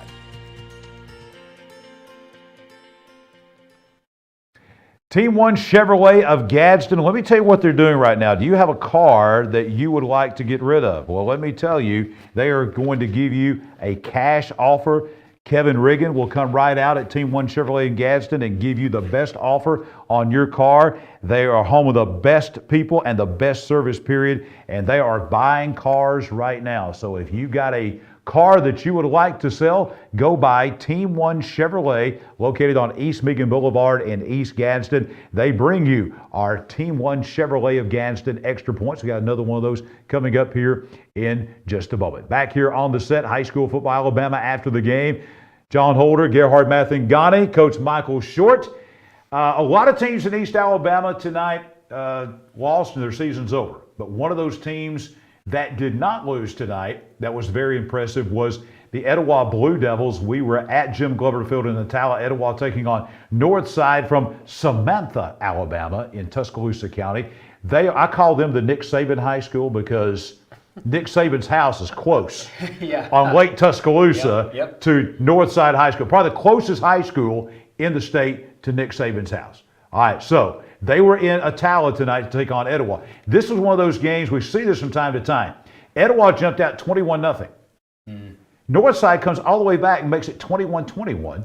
And then Etowah scores 21 more points, so they win the game 42-21. Gerhard, we got the highlights from Attala. Yeah, reminiscent of what happened in the Southside game a little bit earlier this year. It's kind of back and forth, and it was the playoff game. Once again, back and forth between these two teams. Let's go out to Jim Glover Field in Attala, some 4A playoff football. There's been a lot of football games here in the area. Our Kyle Rotten, he's actually, the main guy out there tonight. Him and Bailey Morris cover Etowah County really well all year long. And shout out to Kyle, hitting 3 games today. This is one of his first ones. Yeah, you see these two teams meeting for the first time since 2020, a 49-14 win for Etowah last time. But it's Northside that got off to a great start here. Great sack there defensively for the Rams. And then the ensuing offensive possession for the Rams. They don't go anywhere either. Great defense by Etowah on back-to-back plays, as you see right here. However, the Etowah Blue Devils do get it rolling offensively behind who else? Trace Thompson. He's been great all season long here. Hits Fat Finch, goes into the end zone for the touchdown, and Blue Devils on the board early. First PAT there is good. An early 7-0 lead for the Etowah Blue Devils. And as John mentioned, it was topsy-turvy all the way through this one. But the roller coaster ride ends with the Blue Devil victory. They moved to 7-3 on the year, and you see the final score there, 42-21. But John, this is a team, they've been battle tested all year long. Northside was a really good football team coming into this game. There you see their overall record. However, it is Etowah that's moving on in the second round. Etowah moved to the second round. After last year, Etowah kind of disappointed. They went to Priceville in the first round. Yeah. Lost pretty handily there, but bouncing back and making sure that didn't happen in the first round. But, Coach, you've been telling folks about a particular team up in Northwest Alabama to look out for in Class 4A, and now the Etowah Blue Devils get their shot at a team that has been a nemesis for a lot of teams in East Alabama through the years, including Cleveland County, including Alexandria through the years, and numerous other teams. Cherokee County, talking about the Deshler Tigers next week. Etowah goes to Tuscumbia to play at Chapel Stadium. We lost there once. We won there 3 times. Right. Oh, there we go. You'll never forget that. I had to throw that out there. They're saying Cleveland County was the nemesis for this. That's what they're saying in Tuscumbia. Well, let me say something first back to the highlights when I watched Etowah. Is they knew coming in that they were going to play a football team that runs the same type of offense that Fife runs. Right. And that's not what they're used to seeing. Yeah, you may see people run the football, but not put 10 and 11 people inside the box. Right. And they were going to have to prove that they could stop that kind of offense. So to me, that was big for them tonight to be able to come in there and get the win, but to play that kind of game, because they're probably not going to see that anymore, but they'll see somebody that can line up and run the football at them.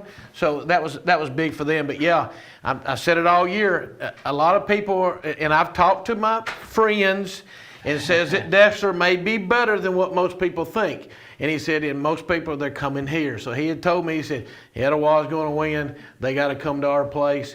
It's turf now. I played over there in the mud.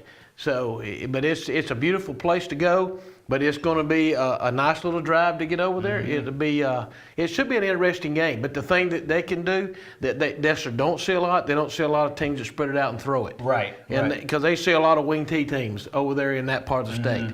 So they're going to be able to see a team that can throw it. And I think if Etowah can line up and play defense again, like they did tonight, then they'll be able to have a good showing, because it's going to be a tough place to go play. I think this is going to be a really measurement game. This is kind of taking the temperature of North Alabama 4A, because 3 of the 4 teams in 4A Region 6 won tonight. Center won big, Etowah won big, Aniana won big tonight at Haleyville. Right. Good Hope did not win against Dora, but 3 of the 4 won. But it's kind of been this thing of how would Class 4A Region 6 fare against maybe, I guess, the other school that everybody's been looking at in 4A North has been Deshler. So this is kind of a litmus test coming up next week. We'll see how strong, in my mind, Coach and Gerhard, I think this game tells us how strong is the rest of North Alabama.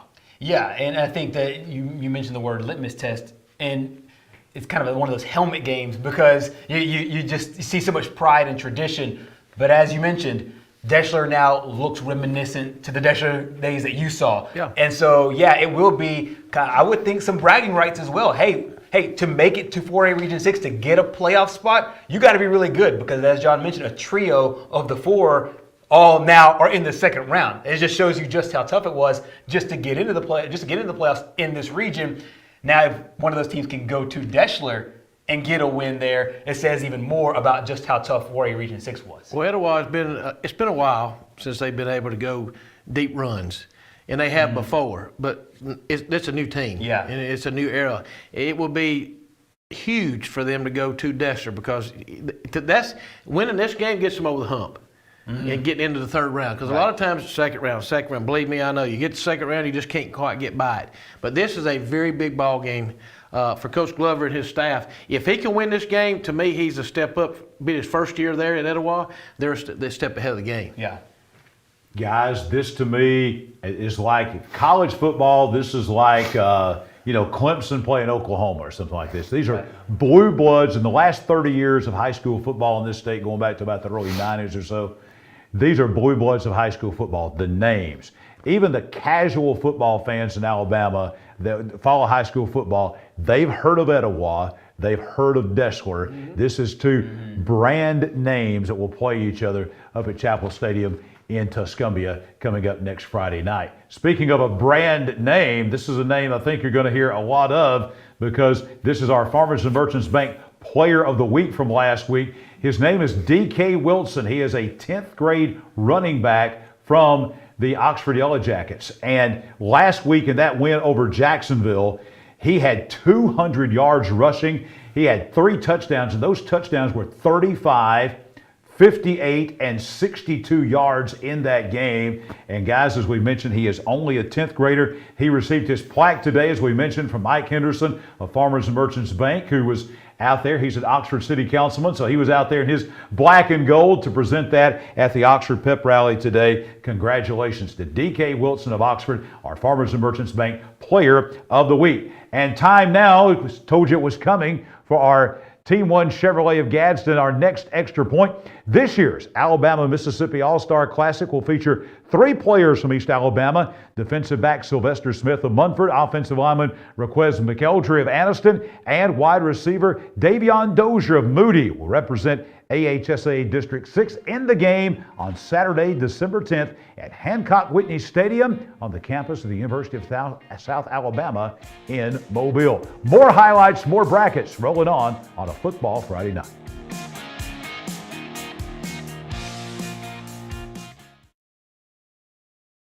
The Calhoun County Commission, made up of J.D. Hess, Danny Shears, Fred Wilson, Carolyn Henderson, and Lee Patterson, ask you to take a look at what Calhoun County has to offer. Beautiful parks, neighborhoods, recreational facilities, historic sites, and museums. Our citizens enjoy a high quality of life and strongly support the arts. If you are considering expanding or starting a new business, take a look at what Calhoun County has to offer. You'll be glad you did. When you shop at Pee Wee Turner Motors, you will be a winner. As lifelong supporters of East Alabama athletics, we at Pee Wee Turner Motors would like to invite you to check out our quality inventory of trucks, cars, and SUVs at peeweeturnermotors.net. We always guarantee credit approval and look forward to serving you and your family at Pee Wee Turner Motors on Quintard Avenue, Anniston. Your neighborhood Grub Mart is your one-stop shop for everything you need when you're on the go. Grub Mart features the best prices on Coke and Pepsi products and is the home to the 99-cent bag of ice every day. And Grub Mart is your exclusive home for the popcorn bucket. Purchase yours for only $5.99, then bring it for free refills throughout the year. And save every day with your Grub Mart Super Saver card. When you're on the go, it's good to know Grub Mart has everything you need. Gas, diesel, and delicious Oleo donuts. In business over 78 years, visit your local Grub Mart today. Hi, this is Jimmy Newman from Oxford Lumber. I've kicked off many times in my football days, and that's an exciting play. When you're ready to kick off your next building or remodeling project, let us make sure you start your project off right, with the right material at the right price so you can score big and get the job done. Stop by and see our local guys with over 60 years of experience serving you. Come by any one of our 4 locations in Oxford, Talladega, Jacksonville, Roanoke, and don't forget about our low price guarantee. Cash back. Plain and simple. That's what you'll get on the Noble Bank Cash Back account. No tricks, no gimmicky names, just free accounts that pay you cash back. If unlimited transactions, fraud protection, and refunds on ATM withdrawal fees nationwide sounds like your kind of banking, visit us at noblebank.com and learn more about the Noble Cashback account. Welcome to personal banking. Welcome to Noble Bank and Trust. noblebank.com, member FDIC.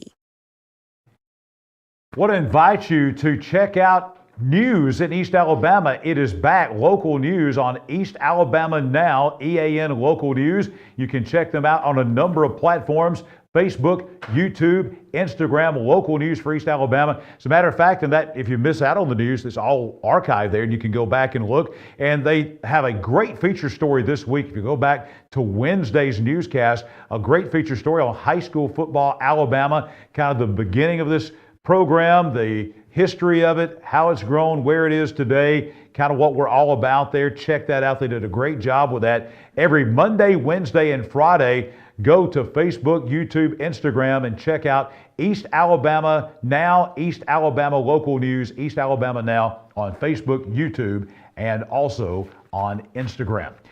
Back on After the Game, presented by the Calhoun County Commission. Gerhard and the coach is in. We were also tonight, we had folks everywhere. We were in Montgomery tonight. Yep. We were at Center tonight. We were in Attala tonight. And we were in Spring Garden tonight. We'll talk with Coach in a little bit because we've already mentioned steak sandwiches once. We'll mention that in a moment. But both you guys were in the Garden tonight where the battle cry is GGG, Go Garden Go. And the Garden went tonight. A big win tonight at home against South Lamar. Yeah, this has become a football power, really, you could say, here with the Spring Garden Panthers. 9th consecutive season in the playoffs, 8 in a row. But there is a first, guys. There is a first. The very first time that we had a playoff game under the new name, Jason Howard Field, and Jason Howard and his guys over at Spring Garden today. Let's go to the highlights there. From Spring Garden, there it is, Jason Howard Field. First playoff game under that name. Spring Garden up 14-0, closing moments of the first half. And Cameron Welch here puts Spring Garden on the board once again. Hits the corner, 14-yard touchdown run. PAT is good, and just like that, Spring Garden takes a commanding 21-0 lead. A little bit later on, it is South Lamar's pass from Brooks Wright, picked off here by Noah Barber of Spring Garden. A nice return back into Stallions territory. And so Spring Garden with the football. Here facing 4th down, Chapel Pope's pass going to the air, looking for John Walsh. The pass is incomplete, but there's a penalty on the play. It's pass interference, so a new set of downs for the Panthers, and you just can't give this team any life. They do so. The toss here to John Walsh, and look at all the cuts here. Look at the moves. Gets into the end zone. A 14-yard touchdown run, and that makes it 28-0. That was your score there at halftime. So the first game, playoff game, at Jason Howard Field in Spring Garden is a good one for the Garden. 35-7, your final score. Spring Garden now just rolling after that win today over the Stallions. And it's amazing to me, if folks don't know, I'm a Spring Garden alumnus. And when I grew up and was there, we were not very good at all. I think Jason Howard has done one of the most amazing jobs I've seen done in high school football, because not only has he had good teams there, but Gerhard, you rolled off all the years of success. And to change the culture there, which was, anybody would tell you was a total basketball culture there. Yep. To change that into being, as you said, a football power is just amazing. And another team that is making the same kind of waves right now is their opponent coming up. We had Marco Bryant on the show week number 1. Coosa Christian, these two teams played each other back in week 2 in Gadsden. Spring Garden won 27-0. They've gotten a lot better, but Coach, Spring Garden's gotten better since week 2 as well. But an interesting matchup, an all-East Alabama matchup coming up in the second round of the 1A playoffs out at Jason Howard Field next week. It is, and he changed the culture without hurting the other culture. Exactly. He was able no, to they would have change- run him out of town if he'd changed the other culture. I mean, he was able to change. That's what's impressive. He was able to change the culture, and it didn't hurt anything else. Exactly. It probably it just enhanced and helped the other sports, boys and girls. So you can tell they're very proud out there of everything they do, and they are very physical. And their quarterback's gotten so much better throwing the football from the beginning of the year. It's not just wing T and pound and ground, they can throw the football too. But there's another team, like you said, that they're going to play next week. To me, I know they 26-0 early, 27 27-0 early in the season. I believe we'll see a much closer ball game this week. Coach does a good job with Coosa Christian, but I just believe that, I don't know what the score will be. I know I got my ideas, but I think it'll be a great ball game, and it's going to be a lot better than what most people think. I think it'll be a lot closer because I think Coosa Christian's gotten a lot better too. But Spring Garden has the ability to get to the finals, but they also got that kind of team with the young in certain places that they could be beat any week. Right. So Coach Howard has done a good job tonight because they were so physical and so ready to play, and they'll be ready. There won't be no letdowns. Yeah. Coach Howard's not going to allow that. There's not going to be letdowns. He don't even let down when they're up 28-0 and the kicker messes up or the quarterback. Yeah, right. Anyway, that wasn't on video. That, but it was interesting to watch them tonight. But I think that may be one of the most interesting games next week will be that game. Yeah, and really one small caveat here as it relates to records. Now, Coosa Christian's record won't impress a lot of people. They finished the year 6-4. Mm-hmm. After today's win, they're now 7-4. Well, on the other side, Spring Garden now with their 10th win of the season. That's now 5 straight seasons with double-digit wins. So you have one team. You're just blowing my mind, Gerhard. Just by looking at it. As an old school Spring Garden guy, you are just blowing my mind when you say stuff like that. 11 wins, 12 wins, and now sitting on 10 after tonight. And so you take these two teams, if you're just looking at it, if you don't know these two teams, you're just looking at it from a bracket perspective, you might just think, oh, this 10-win team will blow out this other team. I don't think that's the case. I think that we'll see a much bigger fight here between these two teams. So the records, don't let it fool you going to the second round matchup. Just look at the records. Look at the game with Gatlinburg-Pittman. Yeah. If you go back and look at Gatlinburg-Pittman, they played tonight. I hadn't checked yet, but they played tonight for the region title in Tennessee at the 5A level, which will be our 5A level. And Coosa Christian played with them. Yep. So they can play at any given time. Coosa Christian is as talented as anybody in that classification. Yeah. Before we move on and take a look at the Class 3A brackets, we talked about a letdown. Coach, I'm assuming you were not let down by the steak sandwich tonight from the Spring Garden concession stand. Not just me, but him. First time ever. Yeah. First time ever for him. And we had A1 sauce put on it. It didn't even need it. No, it didn't. It didn't need it. And then I think Charlie, back there in the background right now, he has one. He's probably already eaten it. If not, he's going to before the night's over. Yes, and if they play, where do they play next week? At home. Oh, back. May have to make another trip back to Spring Garden for a steak sandwich. No ulterior motives at all. Actually, there is an ulterior motive to get that steak sandwich. Like I said, like you said, I had my first one today. And normally, when you go out, you're just shooting and you're trying to get the highlights and whatnot. Coach, you were very gracious to go get me one of those steak sandwiches. I ate it on the way out of Spring Garden. I probably didn't make it 3 miles from the stadium before it was already done. So and I didn't even get it. I just sit on a tailgate of my truck and eat mine. So, but thanks to those people that they held them for me till halftime and kept them in a warmer, so they knew I was going to leave. And shout out to the people in the press box for calling out high school football Alabama tonight and introducing us on the field. 100%. Yeah, Shad Smith and Brian Jennings do a great job doing some PA announcing and work there in the press box out there at Spring Garden. Now, I've coined this term. If anybody wants to copy this, you heard it here first. But if Center and Spring Garden and Piedmont make it to the Super 7, I'm calling it the Terrapin Creek Super 7 because Terrapin Creek runs through all 3 school districts. And they all 3 have a shot at that, so we'll see. And speaking of one of those teams, the Piedmont Bulldogs, we take a look now at the Class 3A brackets now as we go, and we start taking a look at our 3A bracket, our Oxford Festival of Lights brackets now, and we begin in Class 3A in the South. The only team that survived out of Class 3A Region 4 was region champion Dadeville. They beat Southside of Selma tonight at home 33-8. Thomasville, meanwhile, beat Strawn of Andalusia 20-9. Great matchup next week. Thomasville 8-3, playing at Dadeville at Tiger Stadium. Dadeville now 10-0. Also in the South, another one of our area teams losing tonight. We'll have highlights of this game coming from Montgomery. Welborn loses to St. James 54-7. Meanwhile, bit of an upset. W.S. Neal tonight from East Bruton. They go into Opp and they beat Mike Dubose.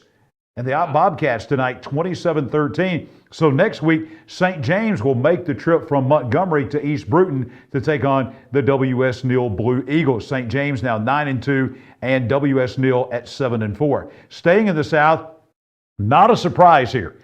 Mobile Christian was number 4, playing a region champion who was undefeated in Houston Academy of Dothan in Dothan. Mobile Christian goes all the way to Dothan. They win the game 30-3, but Mobile Christian had forfeited 4 games.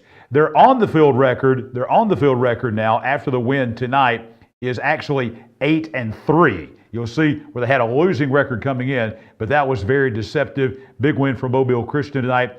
And the Sacs Wildcats from here in East Alabama, they lose at Trinity Presbyterian in Montgomery. Again, we'll have highlights of that game. Trinity wins 37-0. So next week, Trinity Presbyterian will also be going down to Southwest Alabama to Mobile to take on Mobile Christian. Trinity comes in at 9-2. Our final game of the South will feature Pike County and Alabama Christian. Pike County went on the road and won at Excel tonight. That was a bit of an upset, 42-14. And then Alabama Christian, they pulled a bit of an upset coming to Wedowee and knocking off the 3rd member of Class 3A Region 4 as the Eagles come in and they beat Randolph County tonight 63-30 was the final score in that game. So next week, we will have Alabama Christian traveling down 231 to Brundage to take on the Pike County Bulldogs. Pike County now 7-3 and Alabama Christian 8-3. We come to North Alabama. We're talking about the Piedmont Bulldogs, and they are alive, kind of carrying the banner for East Alabama in 3A. We'll begin, though, by telling you Mars Hill Bible, the number 1 team in the state, at home tonight in Florence, beat Danville 62-7. They'll get Geraldine. This is another litmus test game. How tough is really Mars Hill? We'll find out when they take on Geraldine next week. Geraldine beat Winfield 24-8 at Winfield tonight. Winfield came into that game at 9-1. Geraldine gets the win. So next week, Mars Hill has to come to Coolidge-Isbell Stadium in Geraldine to take on the Bulldogs. As we said, Mars Hill 10-1. Geraldine moves to 8-3. Madison Academy moving down from 4A this year, outscoring Phil Campbell 49-28 tonight in Madison. They will take on Sylvania. That will be in Madison next week. Look at what Sylvania did to Fayette County. Fayette County, we talk about one of those brand names in high school football. Fayette County, one of the winningest teams in state history. Sylvania blasted them tonight at Sylvania 35-6. So next week, this is going to be a great matchup. Sylvania goes to Madison to take on Madison Academy. The Mustangs are now 9-2. Sylvania goes to 8-3. We mentioned the Piedmont Bulldogs. Piedmont wins tonight over Oakman. You saw highlights of the game earlier, 61-0. They will get Colbert County. The Indians go into Bluntsville tonight and beat J.B. Pennington, who was maybe the favorite in this game, but Colbert County beats them 57-28. So that means Piedmont is on the road next week. They'll be following Etowah. They'll be going up into Northwest Alabama to take on the Indians at Manley Stadium, CT Manley Stadium, one of the toughest places to play in high school football. Piedmont taking on Colbert County, 2 brand names there. Piedmont now 9-2. Colbert County comes in now at 7-4. And the final game in the North in Class 3A, Gordo knocking out another 3A team from here in East Alabama. Ohatchee tonight, 50-6. Lauderdale County of Rogersville blasts Vinemont 41-7. Next week it will be Lauderdale County of Rogersville. They will travel to Gordo to face the Green Wave. Gordo at 10-1. Lauderdale County 7-4 now with that win over Gordo. And that is your Class 3A bracket. And we will be back with more of High School Football Alabama after the game in just a moment.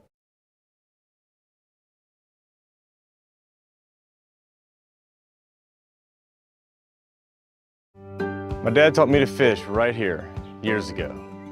But when an old sports injury started slowing him down, I knew we'd need to search for the latest procedures in knee and hip replacement. With physical therapy tailored to his needs, a dedicated team of doctors and nurses, and he'd want a fast recovery time. So where'd he find all that? Right here at RMC.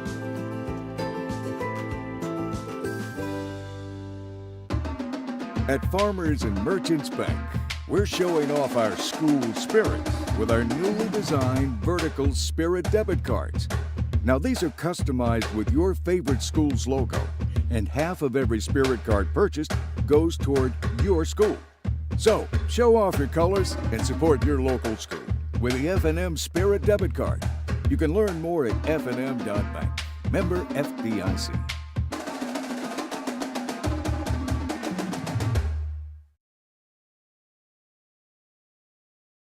Aniston Orthopedics continues to provide a legacy of outstanding sports injury care on and off the field, keeping our players in the game. Aniston Orthopedics offers our Saturday morning sports injury clinic from 8 to 10 a.m. throughout the high school football season. Aniston Orthopedics also offers full-service physical therapy and occupational therapy departments. To learn more, visit our website at www.anistonortho.com. Aniston Orthopedics, located in the Tyler Center adjacent to RMC. Your home is a reflection of you, whether that's classic, farm style, or something unique. We at Ted's Carpet and Floor understand that, and we'll help you through the selection, finance, and installation process. We have an extensive selection of designer tiles, carpet, laminate, and hardwood. Let us help you choose the perfect granite or quartz to customize your kitchen or bathroom. We offer free in-home measurements, estimates, and design consultations. Ted's Carpet and Floor, your style, our passion. Hi, this is Kevin Riggin, General Manager here at Team One Chevrolet in Gadsden, and your local Chevy guy. I want to buy your vehicle today. Let me put an offer on your car and pay you right on the spot. I can get you in a new vehicle or put the cash in your hand for your vehicle. Either way, we can make you a great deal. Bring your vehicle to me here at Team One Chevrolet in Gadsden, home of the best people, the best service, period, and the most money for your ride. After the game, presented by the Calhoun County Commission, back here with Gerhard and the coach. We talked about teams improving during the season, and we warned people because of the schedule to not overlook Gadsden City, that this was a team that would win a region championship. I said that back in September when they were giving up 65 points a game. They won the region title, and so don't be surprised if they make some noise in the playoffs. And tonight, a very good Coleman team, a team that came in and beat Etowah 31-7 a couple of weeks ago, came back to Gadsden and played at Titan Stadium tonight against the Titans. And Coleman had a different result going back up 278 tonight. They came to Etowah County the first time and had a big win. They go back to Coleman tonight with their season ended in a loss. A very impressive win by Gadsden City tonight over the Coleman Bearcats. Yeah, after a very long time in Class 7A, they dropped down from the highest classification into 6A. It's the first time Gadsden City has not been in the highest classification since they were a school, because they were in 6A when the school opened up, and then bumped up to 7A when they had 7 classifications. Let's go over to Gadsden City. Our Colorado was there, and nice crowd over there at Titan Stadium. Gadsden City leads Coleman 27-10 at the half. First meeting between these two teams, and the Titans pretty good lead, see if they can keep it up. Bearcats off to a nice start as Ryan Skinner's pass complete to Cooper Osgood, and that moves the chains for them. And Skinner, once again, this time hitting Tyler Owens, and the Bearcats move the chains again. So even though they're down, they are shut out. They're fighting hard in this one. But this pass here broken up by Cameron Raleigh of Gadsden City, and the Bearcats would have to punt after that. Very next Titan possession. Handoff here to TJ Worthy. He rips off a 40-yard run. Great hole brought to you by the Titan offensive line into Coleman territory. A little bit later on, DeAndre Kirkpatrick, yes, that Kirkpatrick, his son, Dre Kirkpatrick. It takes a whole host of Bearcats to bring him down. Physical running here by Kirkpatrick, and another physical play here by Gadsden City. The pass out to Khalil Hughley. He refuses to go down as well inside the Bearcat 10-yard line, and the Titans very close to the red zone here. Coleman makes a really nice stop, a sack there in the backfield, but Gadsden City just too tough here. Great catch here in the back of the end zone by TJ Worthy. An extra point is up and in, and just like that, Gadsden City takes a 34-10 lead midway through the third. John, you talked about the impressive win here for Gadsden City. This is a team, as you said, first 2 games of the season gave up more than 120 points. They really settled into who they are. 41-24, your final score. And as you mentioned, John, this is a really good Coleman team that came in here, as you see by the record. And Gadsden City, here's the thing about the Titans. Now, this is the biggest win Gadsden City's had in several years. Maybe the biggest win of the Ollie Smith era since he's been the coach there. But they're going to be at home next week, again at Titan Stadium. But it is going to be very tough. This is one of those games, their opponent is, everybody in the state's going, did you see? Did you see the Mountain Brook Pinson Valley score? I just asked you guys that during the break here. And, Mountain Brook tonight beat Pinson Valley. Yes, that Pinson Valley, 49-7 tonight. So Mountain Brook is now going to come to Titan Stadium next week. Very interesting game, a big challenge for the Titans with Mountain Brook coming to town. The biggest challenge will be for the defensive staff. Yeah. To be able to line up against what Mountain Brook does. Because the things that Mountain Dew, Mountain Dew, Diet Mountain Dew. Every now and again they wear that lime green, so sometimes it gets confusing. That's right.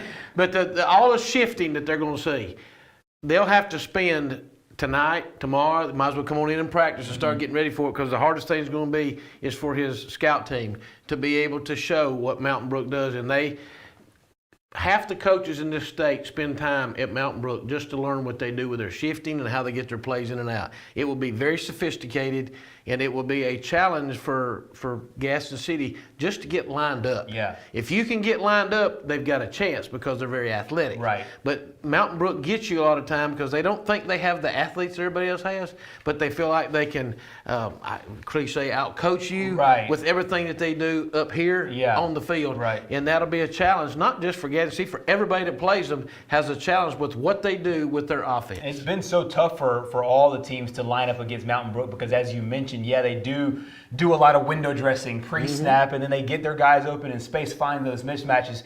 But what I really like about what Mountain Brook does a lot of times is the same thing what Gaston City does. They rely on their defense to create short fields, whether it's turnovers, whether it's great defensive possessions that create, a punt situation using their special teams. So Gaston City does that as well. Can Gaston City create a few defensive plays to put their offense into short possession situations to be able to score? Not having to go 75 yards, maybe going 45 yards, 50 yards, 60 yards. I think that the devil will be in the details in this game. I think both teams play really good defense heading into that second round matchup. Chris Yeager, one of the most, it's hard to believe with Mountain Brook, as good as they've been the last several years, one of the top teams each and every year in 6A, but I still think Chris Yeager is one of the most underrated coaches in this state. He does a tremendous job, great guy, head coach of the Mountain Brook Spartans. We mentioned how some of our regions didn't do very well here in East Alabama. But one region, as expected, that made a great showing tonight was Class 4A Region 4. Three of the four teams won, and that fourth team, the Munford Lions, gave it all they had tonight down in Tuscaloosa. We're going to go back to our Oxford Festival of Lights brackets, taking a look at the Class 4A brackets. Anniston tonight, you saw highlights of this game earlier, beating Sipsey Valley out of Buell, Tuscaloosa County, 51-0. Booker T. Washington, one of the upsets tonight out of Tuskegee. They went to Orange Beach tonight, and they beat Jamie Dubose and the Orange Beach Makos tonight, 46-43. That's not the best news for Anniston because Anniston was counting on being at home. Now they've got to go to Tuskegee next week to take on Booker T. Washington. Anniston now 10-0. Booker T. Washington only 6-5. Anniston will be a big favorite in that game next week. We mentioned American Christian and Munford. Munford led. American Christian scored late to beat the Lions tonight, 16-13. Andalusia and Jackson.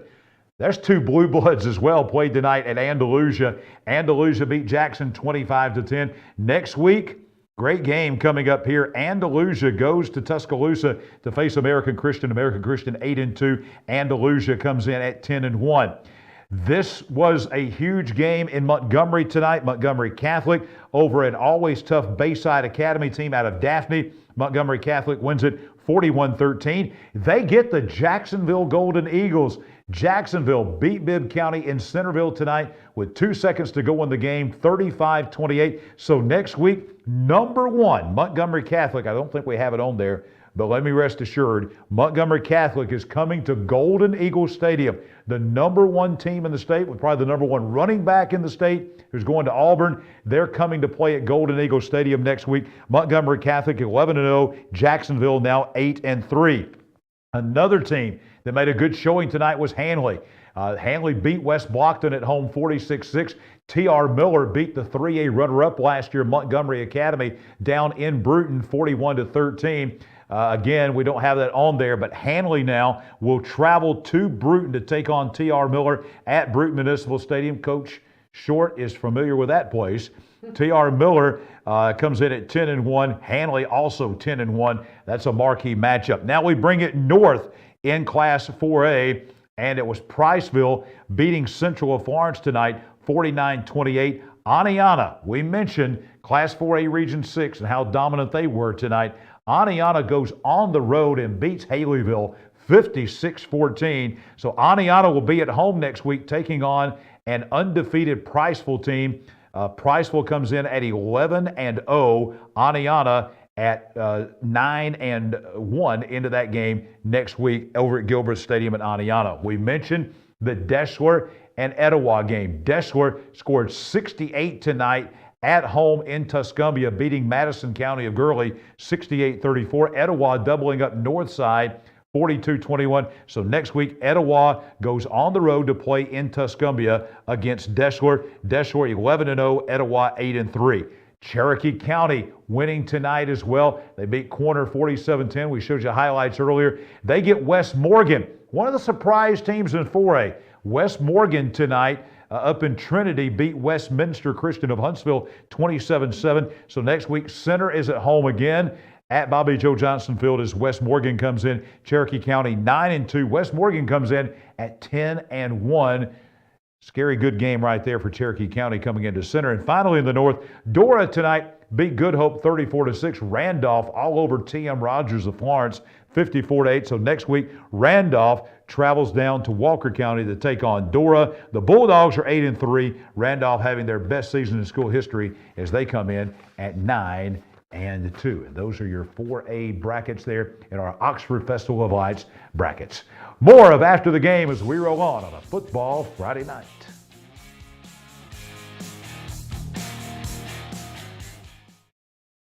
Hi, this is Jimmy Newman from Oxford Lumber. I've kicked off many times in my football days, and that's an exciting play.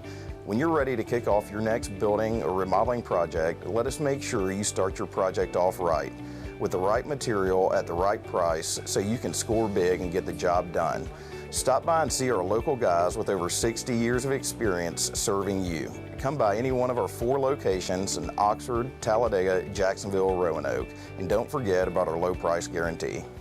Your neighborhood Grub Mart is your one-stop shop for everything you need when you're on the go. Grub Mart features the best prices on Coke and Pepsi products and is the home to the 99-cent bag of ice every day. And Grub Mart is your exclusive home for the popcorn bucket. Purchase yours for only $5.99, then bring it for free refills throughout the year. And save every day with your Grub Mart Super Saver card. When you're on the go, it's good to know Grub Mart has everything you need. Gas, diesel, and delicious Oleo donuts. In business over 78 years, visit your local Grub Mart today. Cash back. Plain and simple. That's what you'll get on the Noble Bank Cash Back account. No tricks, no gimmicky names, just free accounts that pay you cash back. If unlimited transactions, fraud protection, and refunds on ATM withdrawal fees nationwide sounds like your kind of banking, visit us at noblebank.com and learn more about the Noble Cash Back account. Welcome to personal banking. Welcome to Noble Bank and Trust. Noblebank.com. Member FDIC.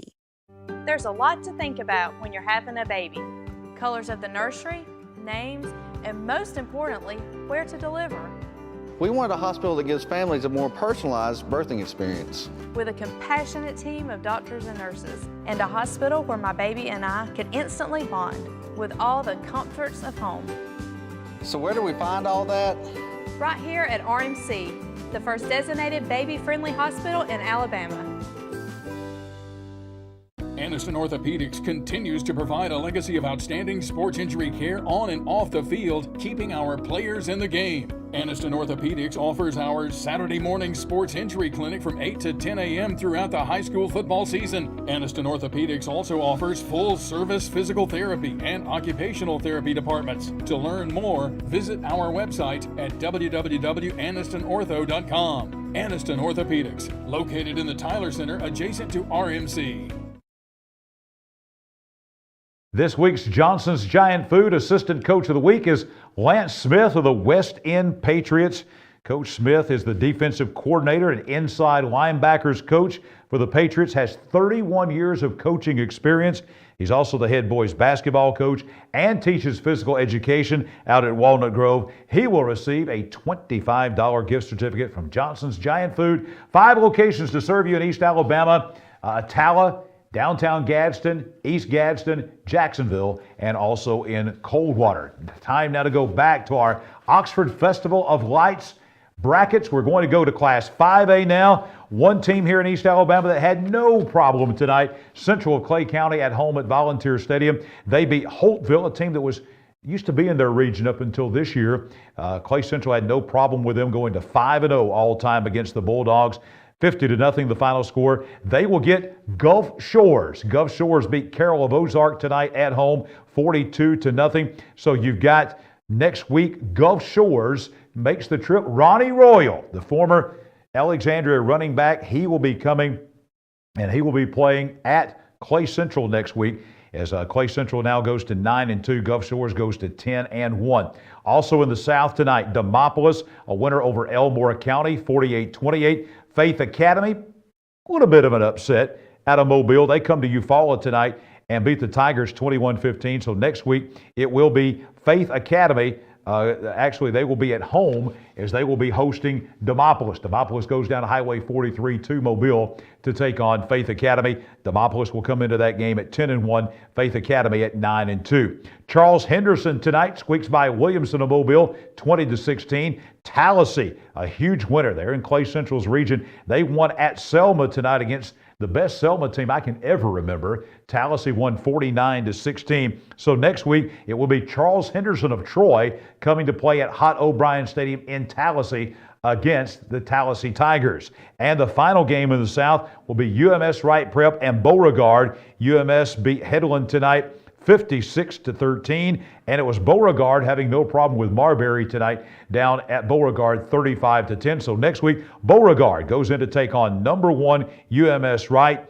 The Bulldogs are now 11-0. Beauregard is 10-1. Those two teams only one loss, and Beauregard's one loss, of course, was to Clay Central. We come to the north in 5A. Russellville blasted Boaz tonight 63-10. Pleasant Grove, a winner over Alexandria 43-14. So next week, interesting matchup here. Pleasant Grove will travel on the road to play at Russellville. Russellville only 7-4. Pleasant Grove 9-1. How about this matchup right here? Interesting to a lot of folks in East Alabama. Arab tonight at home, no problem with East Limestone. They beat the Indians 54-14. Moody gets past Jasper. Had a little bit more trouble than I thought they would. Moody beating Jasper 29-21. Next week, Moody from here in East Alabama going to play Lee Osment and the Arab Knights next week up at Arab. Arab having really the best team that they've ever had in school history. Arab now 10-1, taking on a 10-1 Moody team next week up on Brindley Mountain at Arab. Also in the north, Leeds tonight at home, no problem with Fairfield 39-13. Scottsboro blasting AP Brewer 45-14. Next week it will be Scottsboro. They are now 7-4 coming in to take on 10-0 Leeds at Homer Smilesfield at Leeds. And our final matchup in Class 5A next week will be Ramsey and Gunnersville. Ramsey, no problem tonight beating Southside 61-25 down in Birmingham. Gunnersville went on the road and beat a good Fairview team 24-13. Gunnersville playing without their starting tailback and their starting quarterback, but they win tonight anyway over in Coleman County at Fairview 24-13. So next week, Ramsey comes into Chorley Stadium in Gunnersville to take on the Wildcats. Ramsey is 8-2. Gunnersville will come into that game with a mark of 8-3, and that's your 5A bracket in our Oxford Festival of Lights brackets tonight here in East Alabama. Anniston Orthopedics, every Saturday during the season, they are open with their Saturday Sports Medicine Clinic, 8 o'clock every Saturday morning at the Tyler Center in downtown Anniston. Anniston Orthopedics, sports medicine and physical therapy. You got bumps, bruises, not sure about something when you wake up on Saturday morning, what it might be. Check out Anniston Orthopedics in their Saturday morning sports clinic. Back with more of After the Game as we roll on a Football Friday night presented by the Calhoun County Commission.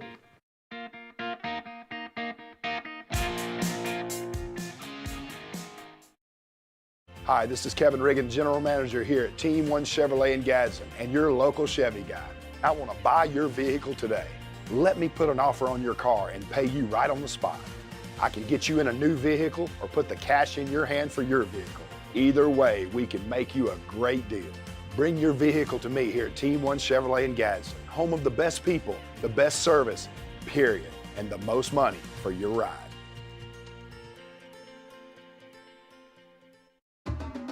At Farmers and Merchants Bank, we're showing off our school spirit with our newly designed vertical Spirit debit cards.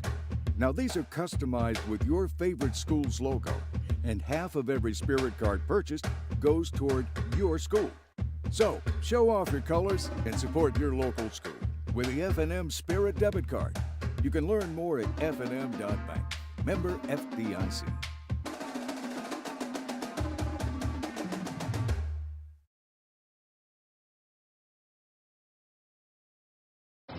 When you shop at Pee Wee Turner Motors, you will be a winner. As lifelong supporters of East Alabama athletics, we at Pee Wee Turner Motors would like to invite you to check out our quality inventory of trucks, cars, and SUVs at peeweeturnermotors.net. We always guarantee credit approval and look forward to serving you and your family at Pee Wee Turner Motors on Quintard Avenue, Anniston. The Calhoun County Commission, made up of J.D. Hess, Danny Shears, Fred Wilson, Carolyn Henderson, and Lee Patterson, ask you to take a look at what Calhoun County has to offer. Beautiful parks, neighborhoods, recreational facilities, historic sites, and museums. Our citizens enjoy a high quality of life and strongly support the arts. If you are considering expanding or starting a new business, take a look at what Calhoun County has to offer. You will be glad you did. Your home is a reflection of you, whether that's classic, farm style, or something unique. We at Ted's Carpet and Floor understand that, and we'll help you through the selection, finance, and installation process. We have an extensive selection of designer tiles, carpet, laminate, and hardwood. Let us help you choose the perfect granite or quartz to customize your kitchen or bathroom. We offer free in-home measurements, estimates, and design consultations. Ted's Carpet and Floor, your style, our passion. We are about to bring you more highlights. Our highlights brought to you by Red Threads, powered by O-Brand. Red Threads, they have custom screen printing. They do our Team of the Week shirts, our sports, our Anniston Orthopedics core shirts. Do a fantastic job with those. But you need to visit their storefront on the square in Jacksonville.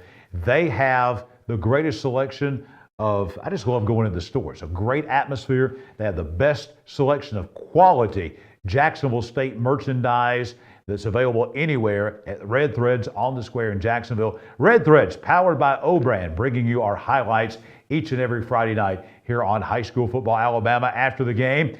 And we promised you some highlights from Philip Ellen Field in Gadsden, Coosa Christian at Hackleburg tonight.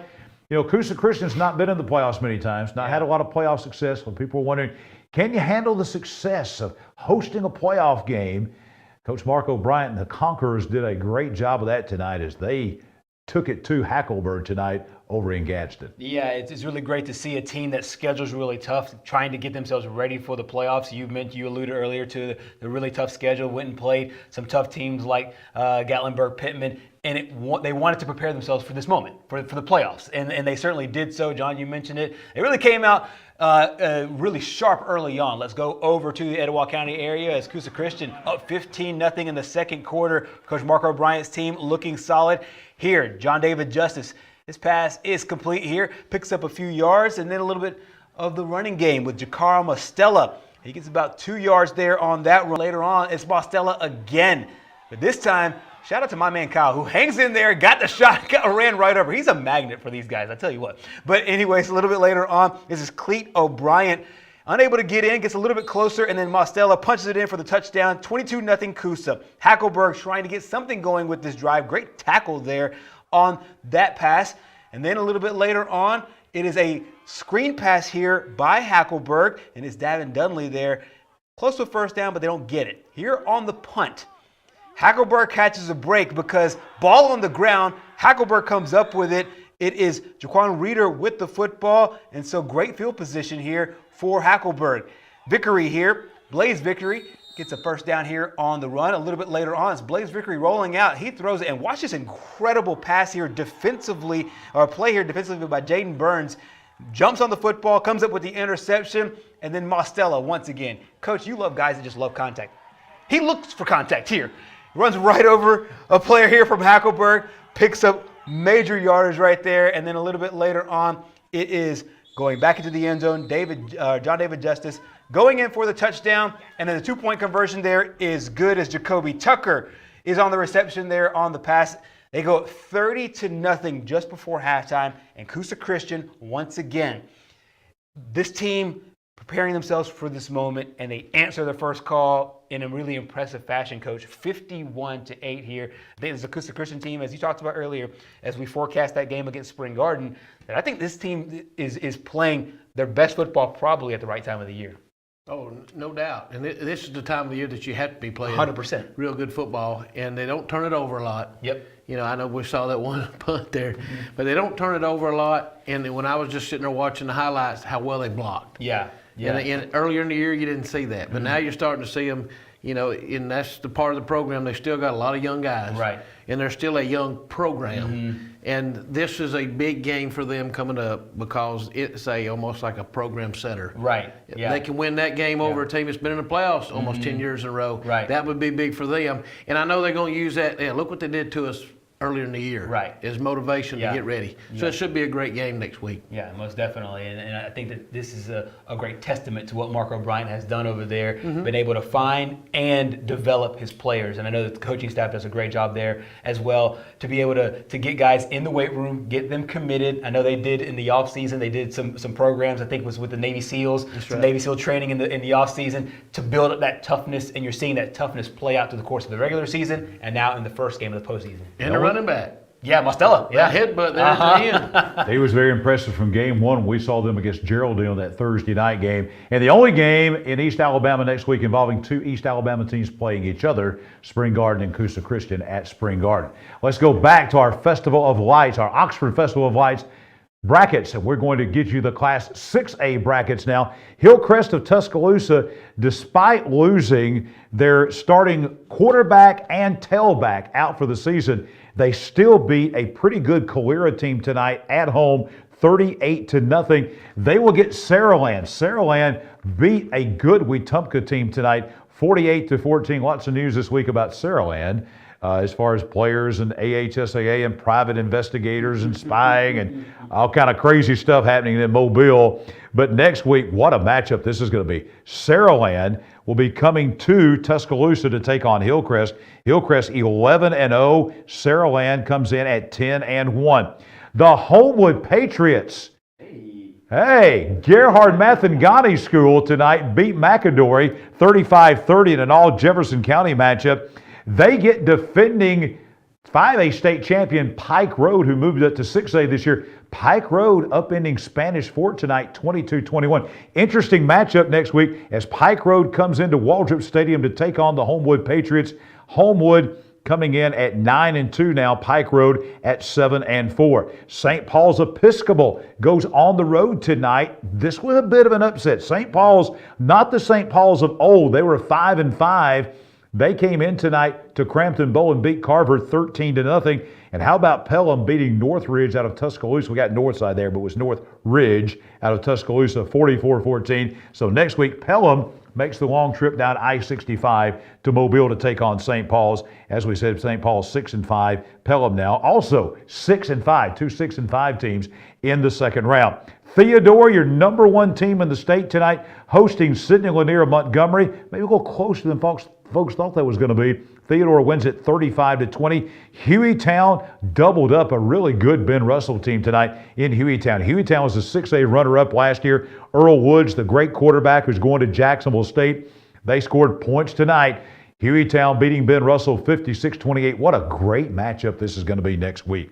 You've got Theodore at home hosting Hueytown. The Golden Gophers come in at 8-3. Theodore ranked number one in the final 6A poll at 11-0. North Alabama now in 6A. Gadsden City beat Coleman 41-24. Mountain Brook 49-7 over Pinson Valley. So next week, Mountain Brook comes to Titan Stadium to take on the Gadsden City Titans. Mountain Brook comes in at 9-2. Gadsden City now at 7-4. This could be an interesting matchup next week. Hartselle and Centerpoint. Hartselle blasting Buckhorn 52-7. Centerpoint winners over Jackson Olin and another all Jefferson County matchup. So next week, Centerpoint goes up I-65 to Hartselle. Centerpoint now 9-1. Hartselle 11-0. How about this matchup? This was the upset of the night, folks, in the state. A.H. Parker, the Thundering Herd, coming in at 6-4 into this game. They go to Clay, beat number 2 and defending state champion Clay Chalkville 7-6 tonight to advance. There'll be a new champion in Class 6A football. Muscle Shoals tonight, rolling over Hazel Green 58-7. So Parker at home next week will be hosting Muscle Shoals. Parker, as we said, coming in now at 7-4. Muscle Shoals at 9-1. The other game in the north, as we close things out, Gardendale beat Oxford tonight 31-14. Decatur wins at Fort Payne 31-8. So next week it will be Gardendale. A lot of folks, I-65 will be busy next week. Decatur and Gardendale. That game will be at Ogle Stadium in Decatur. Decatur hosting the Gardendale Rockets. Gardendale coming in at 7-3, and you've got Decatur coming in at 9-2, and that is your 6A brackets there. Let's tell you about Johnson's Giant Food. We mentioned 5 locations to serve you here in East Alabama, 3 in Etowah County, 2 in Calhoun County, Attala, downtown Gadsden, East Gadsden, also in Calhoun County, Coldwater, and Jacksonville. I'm telling you, this is where I buy all my meats. I've said that before. You'll not go wrong with the meats from Johnson's. You won't go wrong with the deli at Johnson's. You won't go wrong with the bakery at Johnson's or the produce. Johnson's Giant Food, your source for all of your grocery and food needs in East Alabama. Check them out at any of their 5 locations in East Alabama. We come back, more of high school football Alabama after the game. More brackets, more highlights as we roll on a Football Friday night.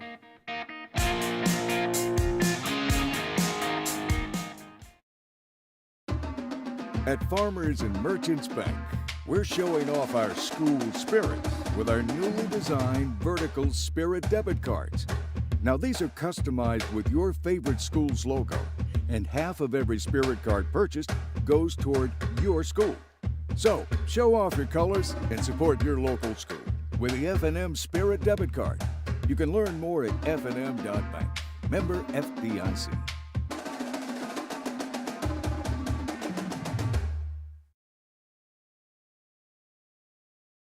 Hi, this is Jimmy Newman from Oxford Lumber.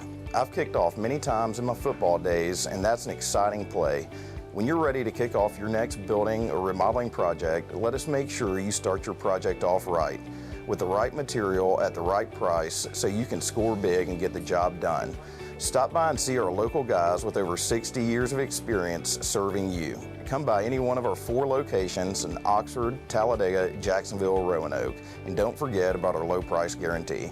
The Calhoun County Commission, made up of J.D. Hess, Danny Shears, Fred Wilson, Carolyn Henderson, and Lee Patterson, ask you to take a look at what Calhoun County has to offer. Beautiful parks, neighborhoods, recreational facilities, historic sites, and museums. Our citizens enjoy a high quality of life and strongly support the arts. If you are considering expanding or starting a new business, take a look at what Calhoun County has to offer. You'll be glad you did. I can't imagine life without Gwen, but we came dangerously close. I was having chest pains. Luckily, there was a hospital nearby that quickly discovered one of her arteries was 100% blocked. A hospital with life-saving technology and the latest in cardiac treatment, with an experienced team of doctors and nurses focused on fixing Gwen's heart. What hospital had all of that? It was all right here at RMC.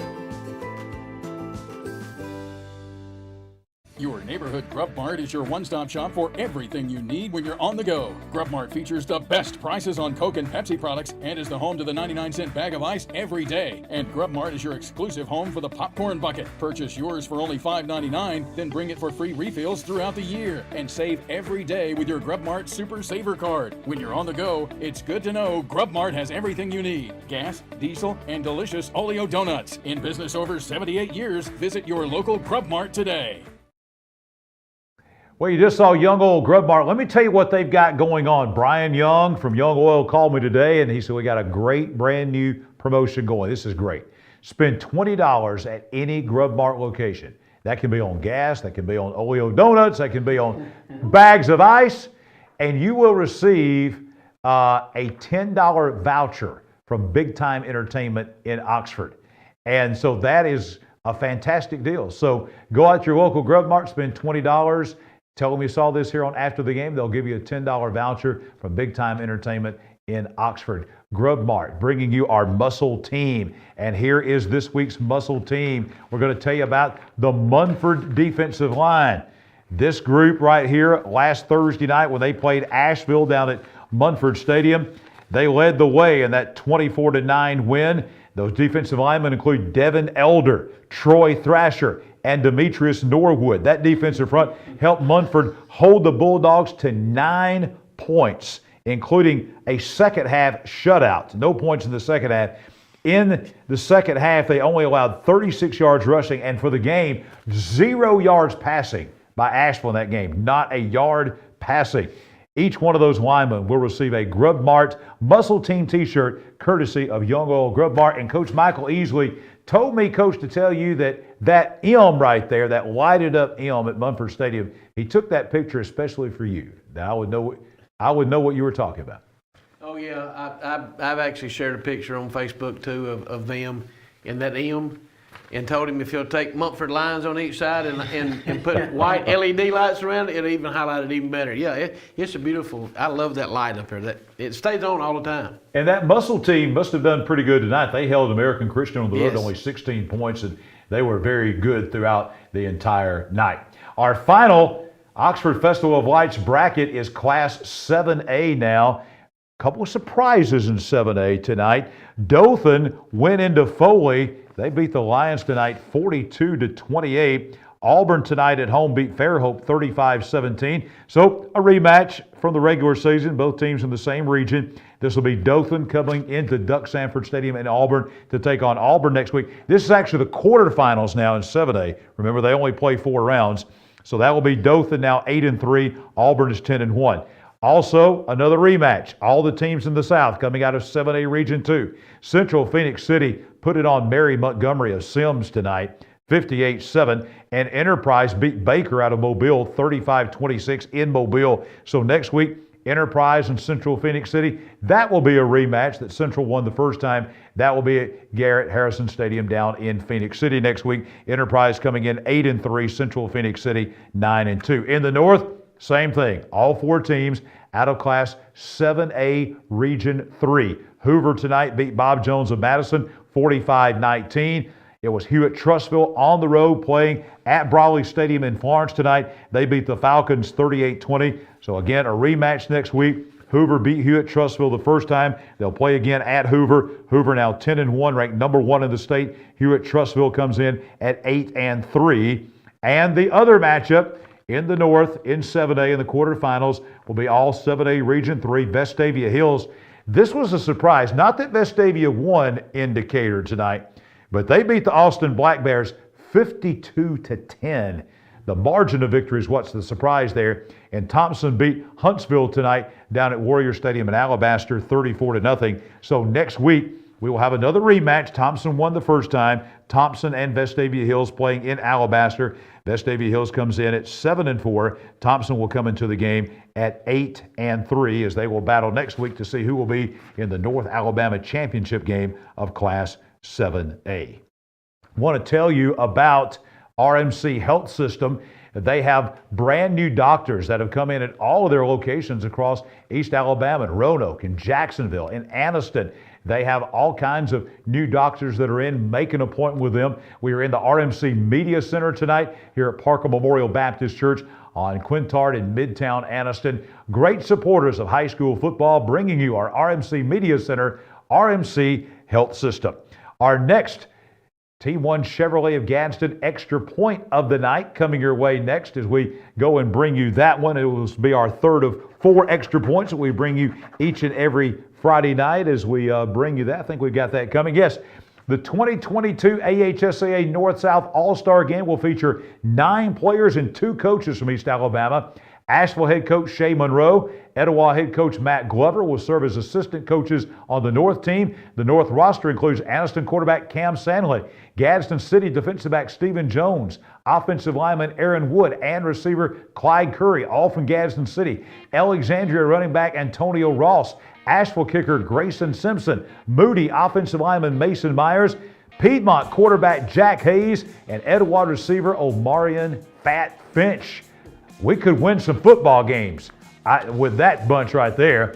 The game is set for Friday night, December 16th, again at Hancock Whitney Stadium at USA in Mobile. When we come back, more highlights as we roll on this football Friday night.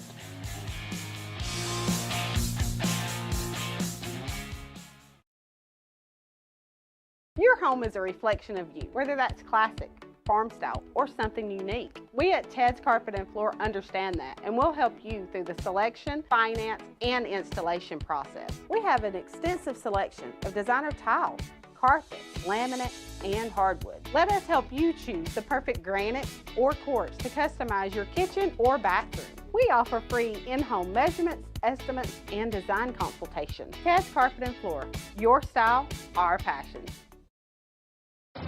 When you shop at Pee Wee Turner Motors, you will be a winner. As lifelong supporters of East Alabama athletics, we at Pee Wee Turner Motors would like to invite you to check out our quality inventory of trucks, cars, and SUVs at peeweeturnermotors.net. We always guarantee credit approval and look forward to serving you and your family at Pee Wee Turner Motors on Quintard Avenue, Anniston. Cash back. Plain and simple. That's what you'll get on the Noble Bank Cash Back account. No tricks, no gimmicky names, just free accounts that pay you cash back. If unlimited transactions, fraud protection, and refunds on ATM withdrawal fees nationwide sounds like your kind of banking, visit us at noblebank.com and learn more about the Noble Cash Back account. Welcome to personal banking. Welcome to Noble Bank and Trust. Noblebank.com. Member FDIC.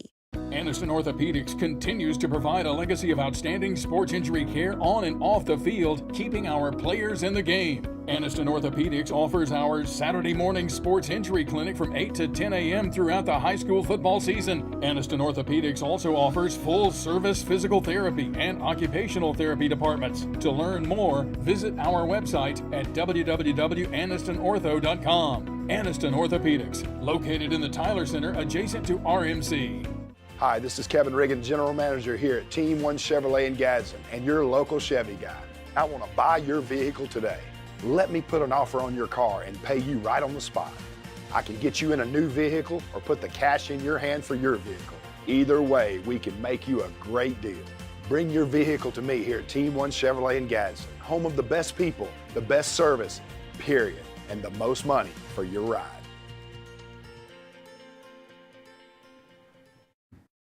This is High School Football Alabama's After the Game, presented by the Calhoun County Commission. There you see your county commissioners. District 1, Fred Wilson. District 2, Danny Shears. District 3, Carolyn Henderson. District 4, J.D. Hess. And District 5, Lee Patterson.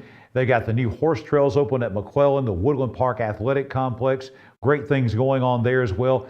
Great supporters of all of our county schools and athletics. Great supporters of the Calhoun County Sports Hall of Fame. They do so much good in the community. The Calhoun County Commission bringing you High School Football Alabama's After the Game. Another good thing they do in the community. Also, Crawford Office Supplies. We're playing musical chairs here. We brought Namath Pitts in. You're going to see him in just a moment. He was working hard tonight. We're going to tell you more about that. But to play those musical chairs, we have to have some great seats here that last us throughout the season, and those are courtesy of Crawford Office Supply. They have furniture, scratch and dent furniture, office supplies, janitorial. Go to CrawfordOfficeSupply.com. Call them at 256-237-3310. Back on the set here, we mentioned that Namath Pitts was with us here tonight. Also, Gerhard Mathangani, Coach Michael Short. Tonight, Namath drove all the way to Montgomery tonight and shot, we said, about how far apart? For folks that don't know, I've been there, you've been there tonight.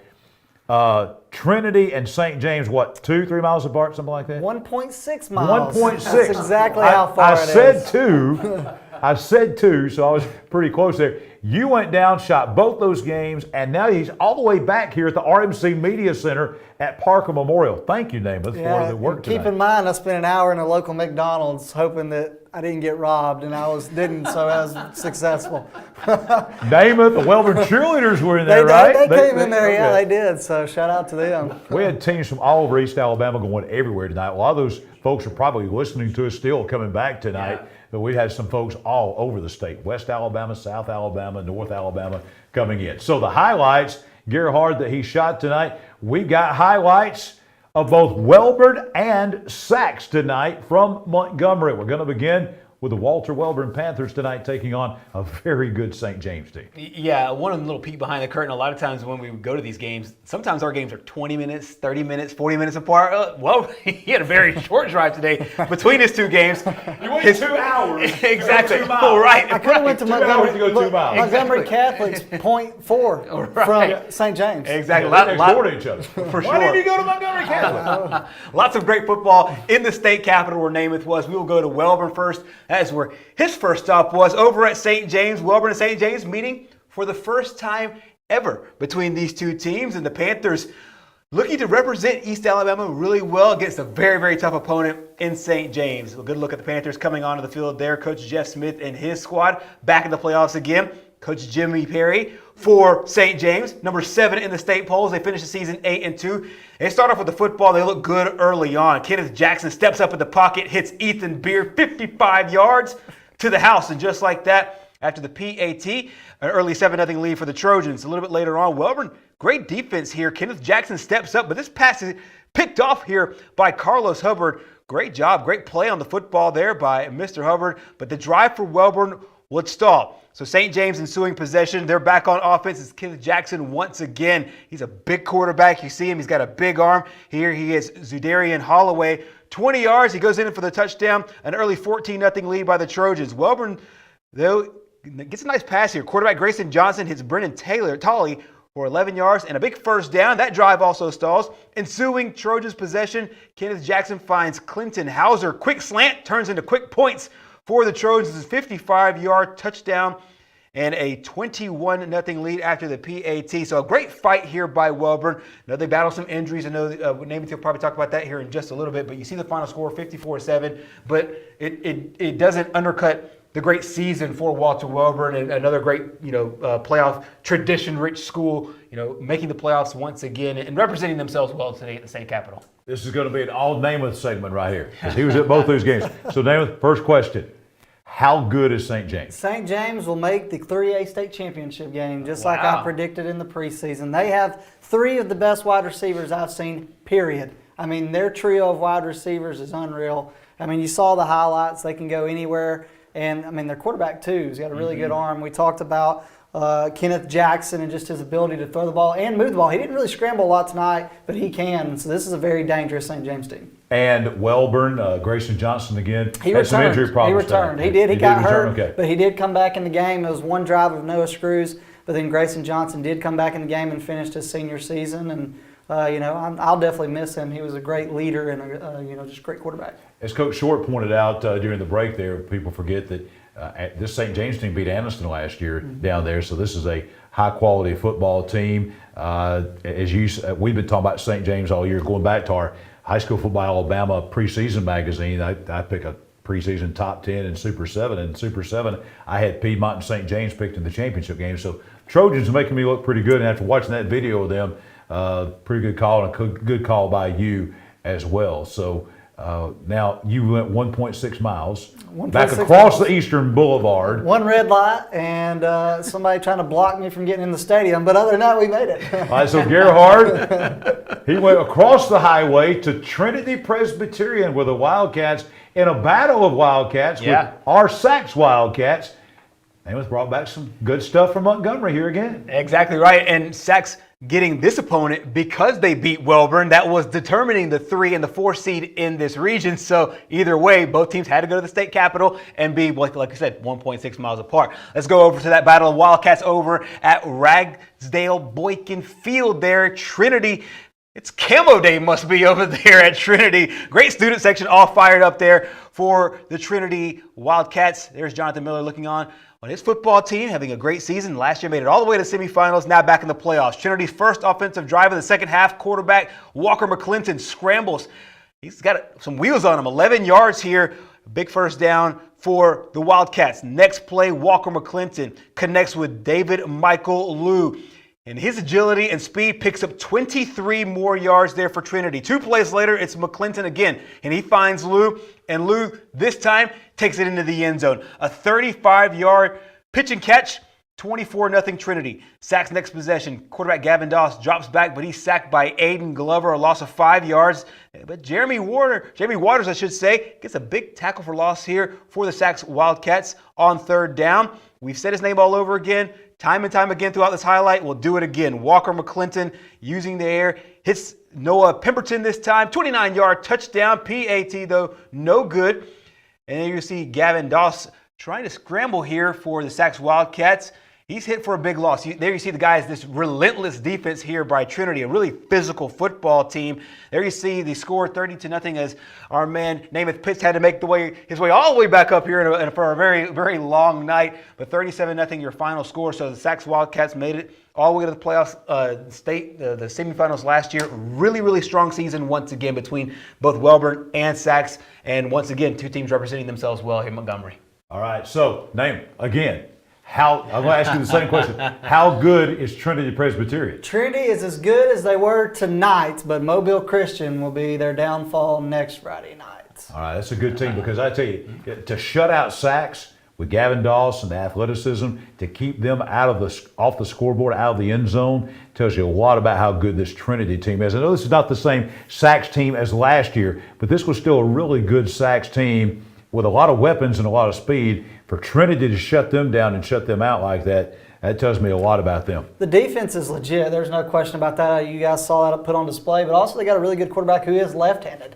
You don't see that as much. And I was talking to a guy on the sidelines from Trinity, and I asked him, I said, is this team going to make the Super 7? And I'm not going to share his response, but let's say they've got a good team out down there. And as I was walking out the gate, too, I had another guy. I asked him, he said, hey, you need to do an interview with this guy. There was somebody, I don't know who he was, and I was trying to get out of the stadium, and I was like, maybe I'll do one with him in Auburn. How does that sound? And he's like, maybe we need to go ahead and do it tonight. So I don't know what's going on down there, but I know their student section was pretty good. And, Coach, they had – I didn't bring you one back. There's got to be food, right? Yeah, it's food. I didn't bring you something back because I'm sorry. I know.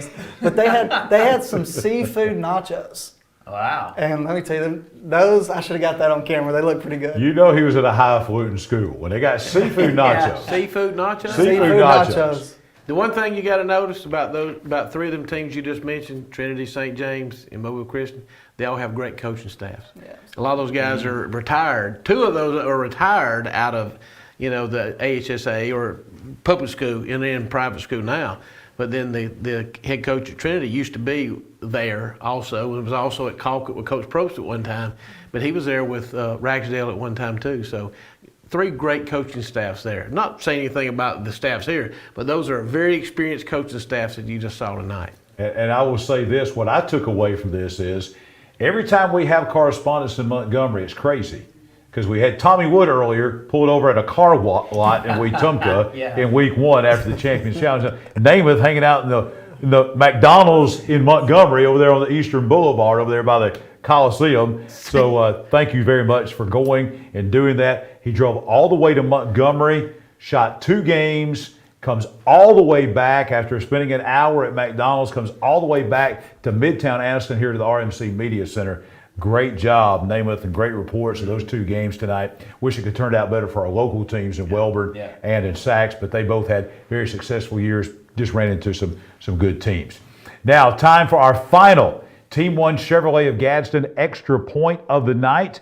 As we look at that, 8 teams from the East Alabama area finished the regular season ranked in the final ASWA state rankings.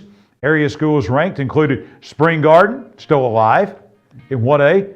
Number 6, BB Comer in 2A, still alive. Number 3, Piedmont in 3A, still alive. Number 2, Anniston. Number 4, Hanley. Number 9, Jacksonville. Number 10, Cherokee County in 4A, all still alive. And number 6, Moody in Class 5A. All of our ranked teams, all 8 of those that were ranked in the final poll, they are still alive. So, again, we don't have an East Alabama top 10, but that's a pretty good top 8 right there, and they are all alive. Now, this would normally be the time of night where we present the Ted's Carpet and Floor Team of the Week. We're going to do something. Our Team of the Weeks are done, but we are going to let you, the fans, typically Gerhard, Coach, and myself, we select the Team of the Week. Now it is your time to select the Team of the Year. We did this last year. You can go, beginning on Monday, you will be able to go to High School Football Alabama to our Facebook page, and you will be able to vote for one of these teams as our Team of the Year. And that is Donahoe, Cherokee County, Central Clay County, Anniston, Sacs, Etowah, Ohatchee, Alexandria, Spring Garden, and Oxford. I'm counting 10. There should be 11. Who am I missing? Hoax Bluff. Hoax Bluff is missing from that list, but they are eligible too. These are those 11 teams. Why these 11? Those are the 11 that were our teams of the week. So you have to be a team of the week to be eligible to be team of the year. So Donahoe, Center, Central Clay County, Anniston, Sacs, Hoax Bluff, Etowah, Ohatchee, Alexandria, Spring Garden, Oxford. There's Hoax Bluff just added in, and we'll leave that open for about close to 2 weeks. That's what we'll do. And we will announce that on our last show, which is coming up on November the 18th. And we will be back here next week for the second round. We'll have all the playoffs, all the scores, highlights from here in East Alabama. No telling where Namath's going to be. Mobile, Florence, Deshler, somewhere like that next week. Bring the food back. As long as he brings the food back, we'll do that. So for our entire hard-working, it's been a crazy night again, for our entire hard-working after the game team, we will see you back here next Friday night on High School Football Alabama after the game on Facebook and YouTube. Have a blessed weekend.